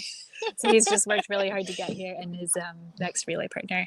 But maybe we can get a quick chat. Let's see.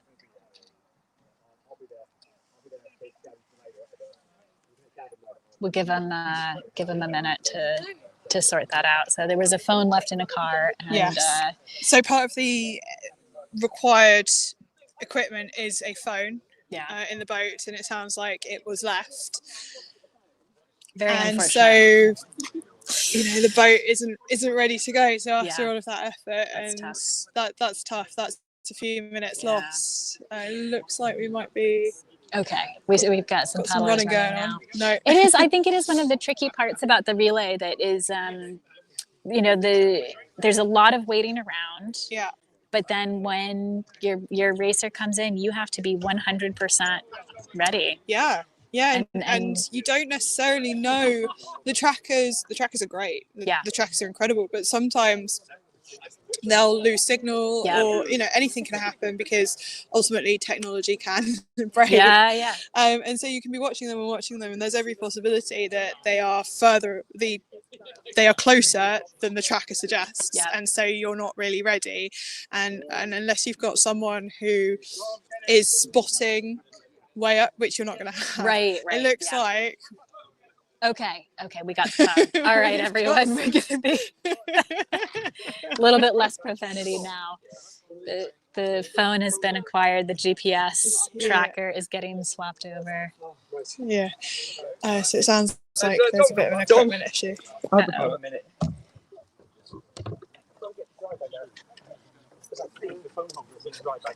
Okay, phone holders in the dry bag. And it looks like maybe Adrian Angel is getting close to ready. He's getting his glow sticks on. So he'll be the last stop. I think he will have taken a slightly shorter stop here than Johnny did. So what's going on there is they forgot, one of the crew forgot his phone. Yeah, phone left in the car. Fell short of the kitless, emergency kitless. Not ideal. So not allowed to leave until that's in. Yeah, it's unfortunate. But they're only losing like 3-4 minutes. I think Greg was. When you paddle hard and then your team's not ready, that's it's an understandable. I think the driver's also not too pleased. Yes, and the K2 driver. Maybe we can catch. Let's see, we've got a couple more boats coming in. Maybe we can catch Greg really quickly and just see how he found that. Let's see. Greg, do you want to tell us how that leg went for you? Long. Okay. The last pounds are quite long and boring. Yeah. But I think Harry's coming. Yeah. Now, I spent a pound or two with him. Oh, nice. So, that's great. Were you guys able to wash, hang, and? Yeah, I think he was grateful for the company. Yeah. Because he's behind all the others, isn't he? Yeah. Well, that's nice that worked out. Well, they might be. Oh, okay. Finally going. Yes. Well done. Congratulations. Thank you. Nice work. Let's see. We'll go catch Harry now. He'll be in a minute. Thanks, Greg. So that was that Tunbridge, I think, who is off now. So that K2 has just set off. That was Greg Neal, who we just had. And then coming in any minute, we've got Harry Gilbert and Bisham, Nick DeYoung for Bisham. So I think that is Nick on the right-hand side and Harry on the left. I think so, yeah, by the looks of it. Ollie, who is in the front of the K2, is looking... he's been ready for the last 20 minutes. He's been sat ready, so I think he's... There's a lot that goes into being a great K2 partner, and it's not just about how fast you are in the boat. No, absolutely. Remembering phone, remembering shoes.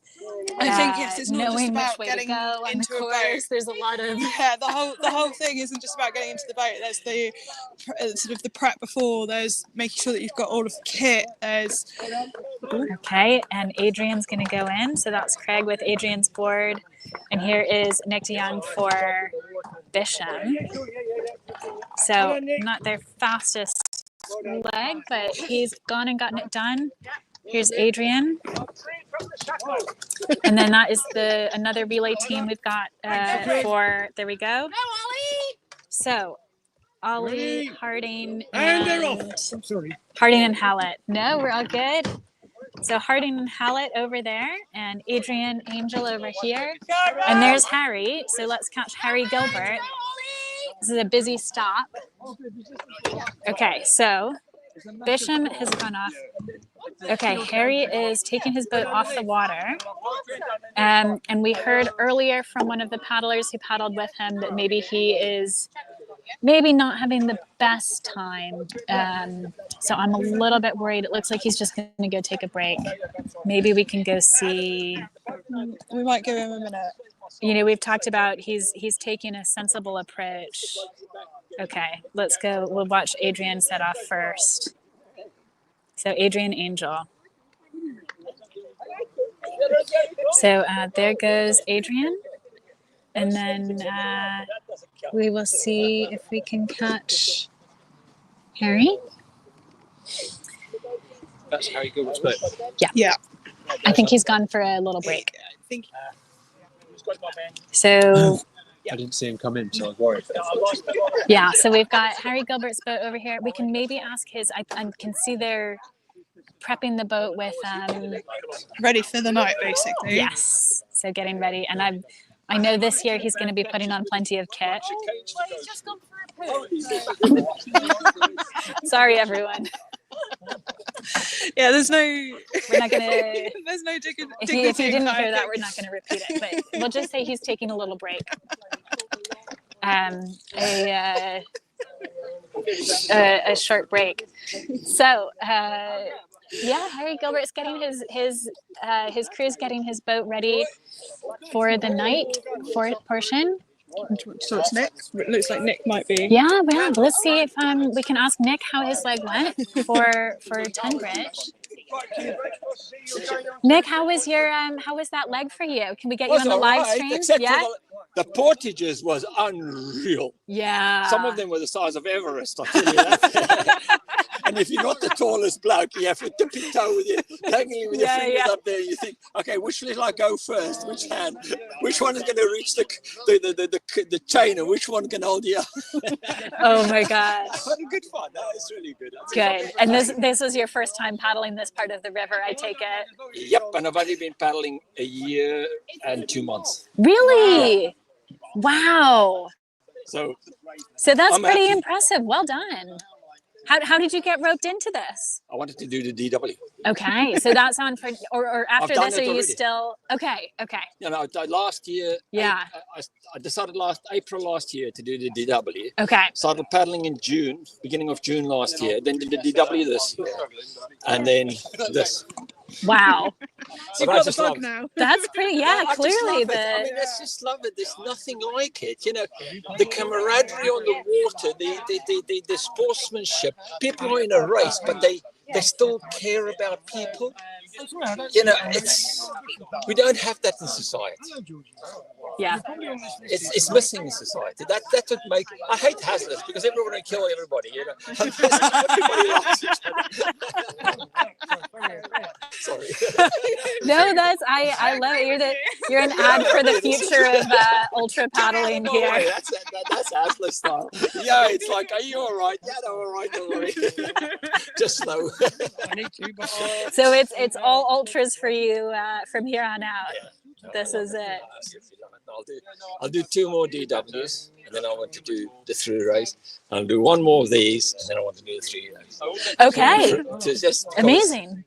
You've got a plan. Yeah, but the only reason I think I need more experience, especially paddling at night. Yeah. In the K1, it's, you know, I have to be really stable in the boat and know where I am. And when you start we've done a few night paddles, but when you get disorientated, you start doubting yourself, and when fatigue kicks in, then you doubt yourself even more, and then you start feeling things that don't exist. And so I rather want to do another one more. Yeah.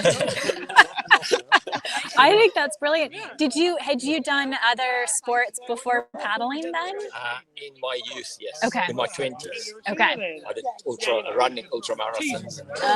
Okay. All right. So you're not coming from. Yeah. No. You know how to do some serious. Yeah. No. Ultra endurance kind of. In my 20s, I was training 6 days a week, 4 times a day. Okay. Okay. That's pretty. Yeah, That's pretty intense. high level. Yeah. Yeah. Okay. No, it was enjoyable. It was enjoyable. I mean, it was. You know, well, marathon times is between 2:35 and 2:40. Okay. You know, ultra marathon 50 kilometers, just over 3 hours. Thank you. Just over 3 hours. Sure. Wow. Things like that. That's pretty. Yeah, but you have to work hard for it. You don't just. I bet. Yeah, it doesn't sounds just like come it. on a plate. You know, Okay. the big thing is to stay injury free. But that's what's so beautiful about paddling. Yeah. Because you have zero impact on your joints. I do this paddle tomorrow morning. There's no big deal. I can tomorrow go and paddle again. There's no problem.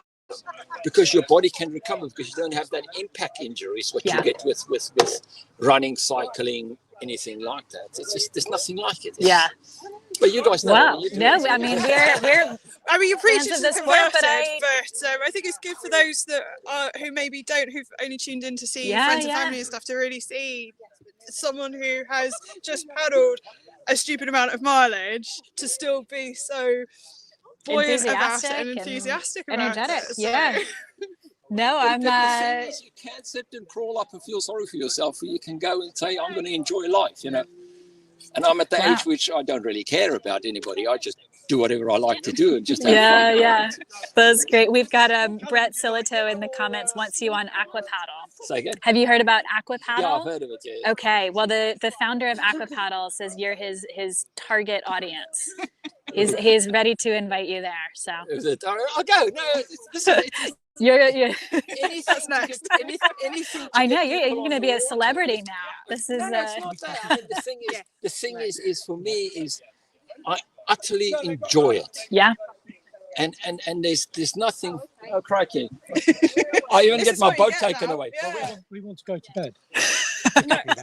Support crew's ready to go to bed. Ian Nick's ready always to go do wants it to go again. to bed. But the thing is, I'm 63, so I started paddling when I'm 62.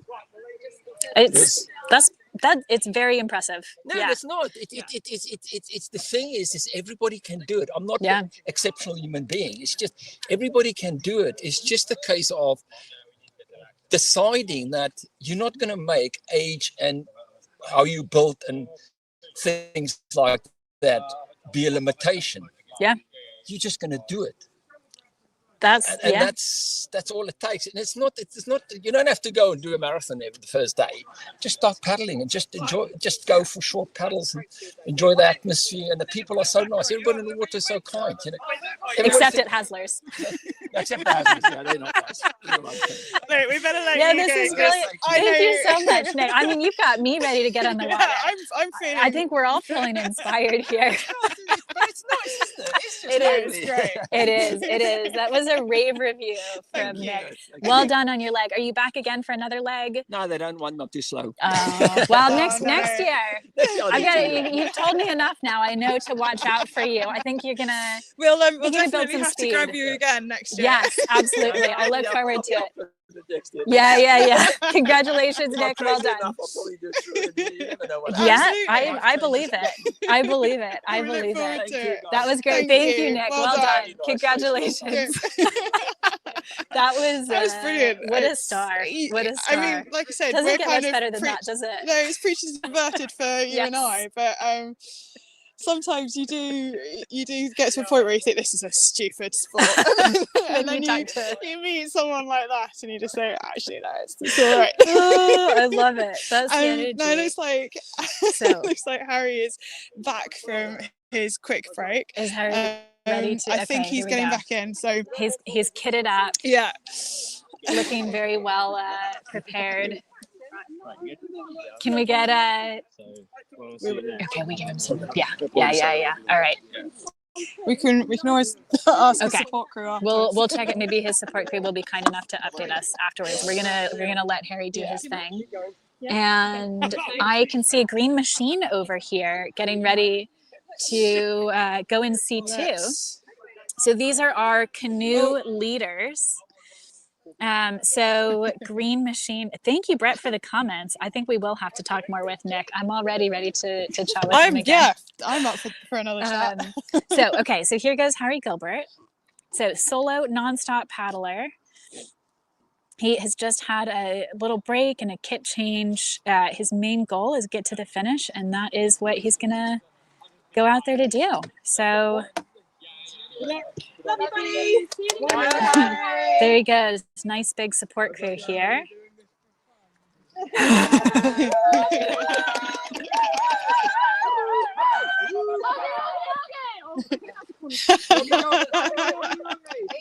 No. Can we get a quick little check-in on how Harry is doing? We didn't want to disturb Harry because we know, he's in the zone. But how do you think he's doing at the moment? He seems he had a bit of a dip. We saw him at Godstow, and he was a bit not. Yeah. But it's all mental, isn't it? You know, having not finished last year, he's taken some more carbs on now. Great. Pulled himself back up again, and we didn't kit change here last year. We've definitely done that this year. We noticed that we knew it was coming. We saw it happen. So yeah, like I said, we didn't kit change. We've definitely done that tonight. So he's just gonna finish this time. He's not getting caught up in anything racy. He's just cruising. He just wants to get it done. Okay. Good. Oh well, fingers crossed. It's great to see him come back too. I think that determination to absolutely. I mean, there was no question. Yeah. Literally the next day he was just like, right, okay, when am I going to start training? When can I get back in the boat? The first post he put up on Facebook was right. Okay, I know this didn't go well, but I'm going to get back in the boat. Yeah. And it was just like there was never a kind of is he going to try it again? So he's done lots of paddling, and he's put himself in a good place. And I think for him this time it's all going to be, there's a lot of mental challenge there, isn't there? When you've had something that hasn't gone as you'd hoped, it's difficult to pick it up. So remind us, where did he stop last year? Pangbourne, literally 100 to the next checkpoint. So he literally, that's why hopefully he just gets through that section. I think his intention is to paddle through, just shout his number and paddle through, so he doesn't have to get out. Okay, because of the mental kind of So we're going to try and see him just before and then just after. So I mean that's I'd want to do that. There's a good plan. You know what to. And we were like, well, thank God, at least it was 100k and not like 99.8. He did hit 100k, didn't he? That would have been really annoying. I mean, and 100k is no small thing. It's like, I didn't finish the race. Oh, how far did you go? Oh, 100k. Yeah, I mean, exactly. Yeah, it's still quite cool. So. Still pretty impressive. Yes, I know. I mean, he's my son, but I think he's awesome. So, we're thoroughly impressed by him, and we're rooting for him to finish as well. Yeah, so. and that's what it is. He's just he's not playing games. He's not. He let the other guys go because he was just like, do you know what? They can do their race. They can have their race. I'm just gonna do what feels right for me at the moment. So good, nice. Well, thank you so much, and hope to see you at the finish. Thank you. Yeah. See you later. So let's catch up with Green Machine here. Hey, you are very green. They are committed to the Green Machine paddle sports branding. So who do we have coming in here now? We've got Ollie and Nick. Okay. So Ollie's on bow. And how have they been going? Have you checked in with them at all? Okay, we're just gonna wait and see. Like as long as they show up. I hear rumors they're going okay. Okay. They've had a good run. So they look like they're going okay. A little bit quicker than me and Rich were. So okay. Yeah, they got about half a K now, I think, on us.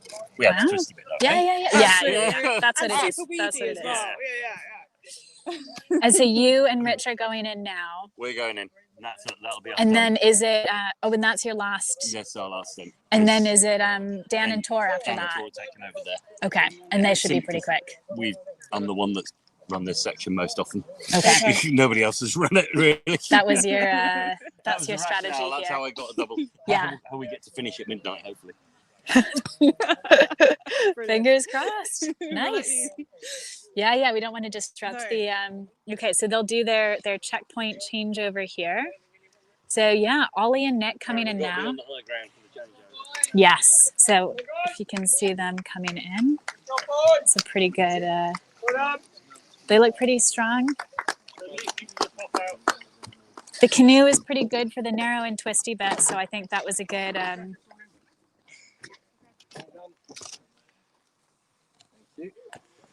All right, tracker goes to Rich, and then off he goes. Right. Go on, Rich. Enjoy. All right. Rich and Rich, Richard Parrott, Richard Sterling. Off they go. Team Green Machine. So Green Machine is in the lead between all three canoe teams. So they are, I'm not sure what spot they're in overall, but we had a good question. Let me see, a question from Brett Cyril. I'm sorry I missed that, Brett. Straight through, they will paddle through the night. What sort of time will the first cruise get? Okay, these are great questions. So the relay cruise, and we had Edward coming in to say, I hope Harry wins. Harry is top paddler. Harry is a very good paddler. Yeah.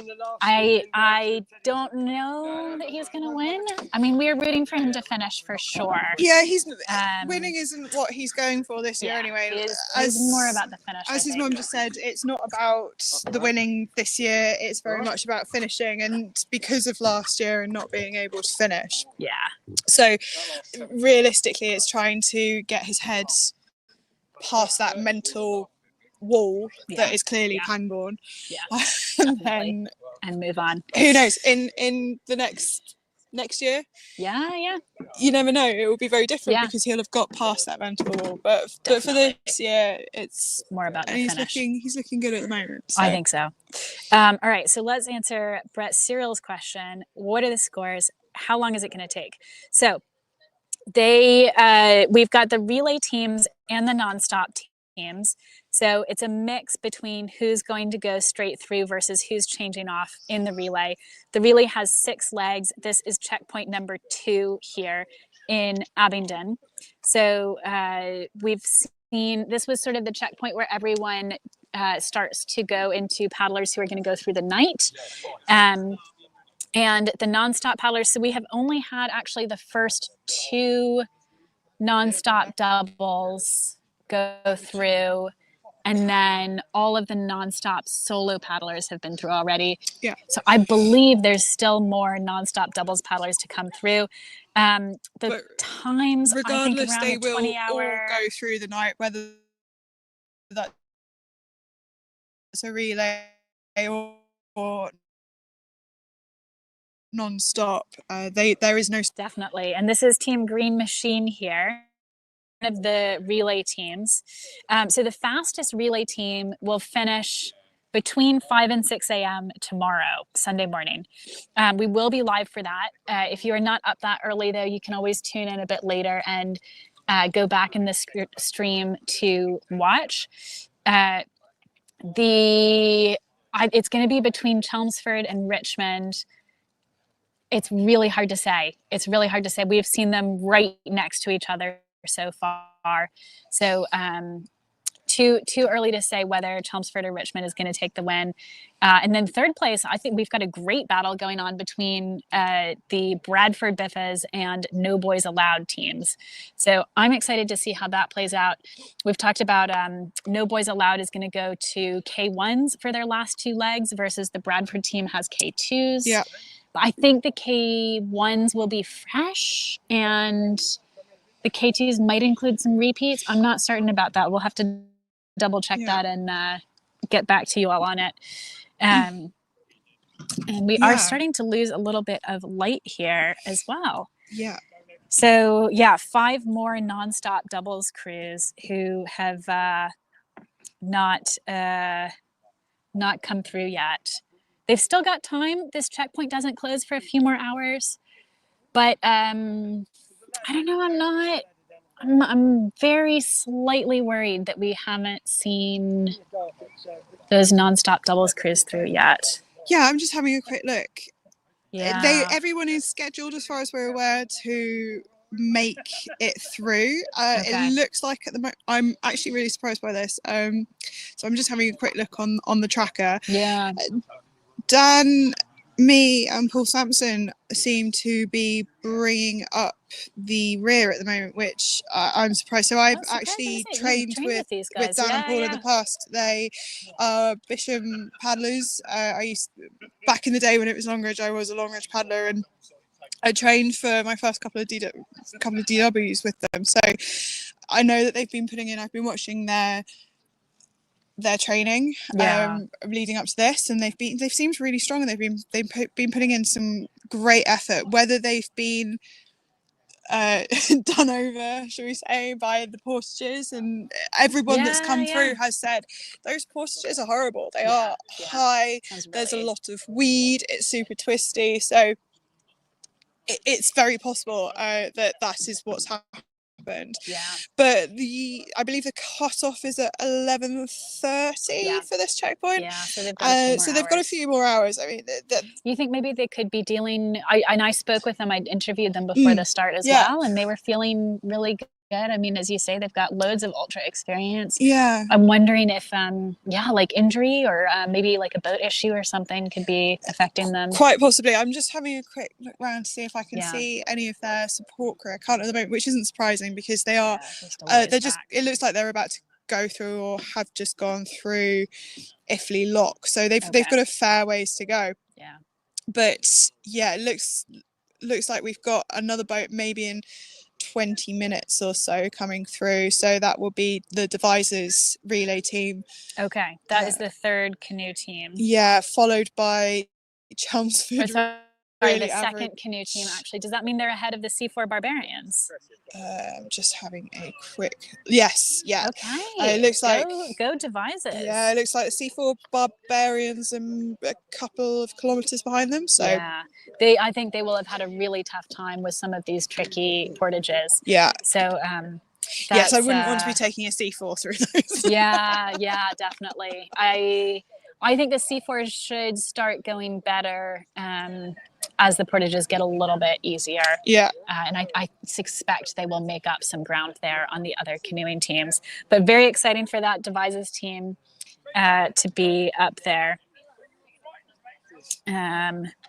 It looks we're looking at the pace for Samson and me, and it is pretty consistent, so maybe everything is good with them. And they still have some time to make the checkpoints and everything, so they might just be cruising The tracker through. seems to think that they'll be coming through at about 10 o'clock, so they'll have plenty of time for the cutoff. Should be just fine. I wonder if we can grab one of the... I think maybe we've lost the green machine. I think they've just gone off to have a rest. Well, very practical. A lot of them are doubling up, so they will be getting some rest in as much as they can before they go back to. I know that the Bisham crew that are going, they've got their leg from Pangbourne, have gone to go and have a quick nap. Very smart, very smart. I was so impressed last year with some of the relay crews. What they did is it was a Richmond crew, and Brett Irvine was doing the overnight leg at about 2 a.m. So he didn't show up at the start. He slept all day and then just showed up at 2 a.m. Absolutely hammered it, and he was there at the finish at 5. So I think that's you gotta, it's hard not to be there, I think, to support your teammates, but if you've got to get that rest in, you got to kind of be ready. I think it's interesting. You look at Devices to Westminster and you look at the things that you have to consider for that in terms of looking at the tideway window, etc. And then you look at this and you think, because you don't have to worry about the tideway, that's a bit different. It should be easier in some respects. But actually, when you've got something like the relay, little things like that, like you say with Brett sleeping, that makes a big difference. It really does. Well, I think we might have to close up this stream soon because we have pretty much lost the light now. I think because there's a lot of cloud cover, it is a little bit earlier than I was hoping for. But we've seen most of the crews come through here. So far looking like everyone is going to make it, hopefully, from what we've seen. We've still got a few more crews, but they've got a few hours yet to get through here. Yeah. In the dark. Hopefully they're doing their kit changes now and not waiting too late. We've seen what that can do. And thank you again to everyone who has been following along. We are going to try and provide some overnight updates. So we'll be jumping further along the course, try and grab some interviews with those top relay teams again overnight and see how things are going. This was the point last year where one of the teams got lost and everything really changed from Teddington, from the finish. And it's the plan is to go live, I think, about 5:30. The first relay team of Richmond last year finished at 5:53 a.m., which was really, really impressive. And so far, it's looking like they are pacing to be a little bit quicker this year. The water level is a little bit lower, a little bit more draggy, but they've got more people on the team, a hugely strong crew, and it could be Chelmsford, it could be Richmond. It could change around. I mean, this again last year, this is where we saw Royal come from third and finish in second. So it's That's part of the fun of it. That's the fun. That's the fun. So stay with us by checking social media, Paddle Daily on Facebook and Instagram, the Thames 200 Ultra Facebook group, and please do subscribe to the channel. And thank you especially to everyone who has been watching and commenting. It's been great hearing from you. And you can see the same YouTube channel much.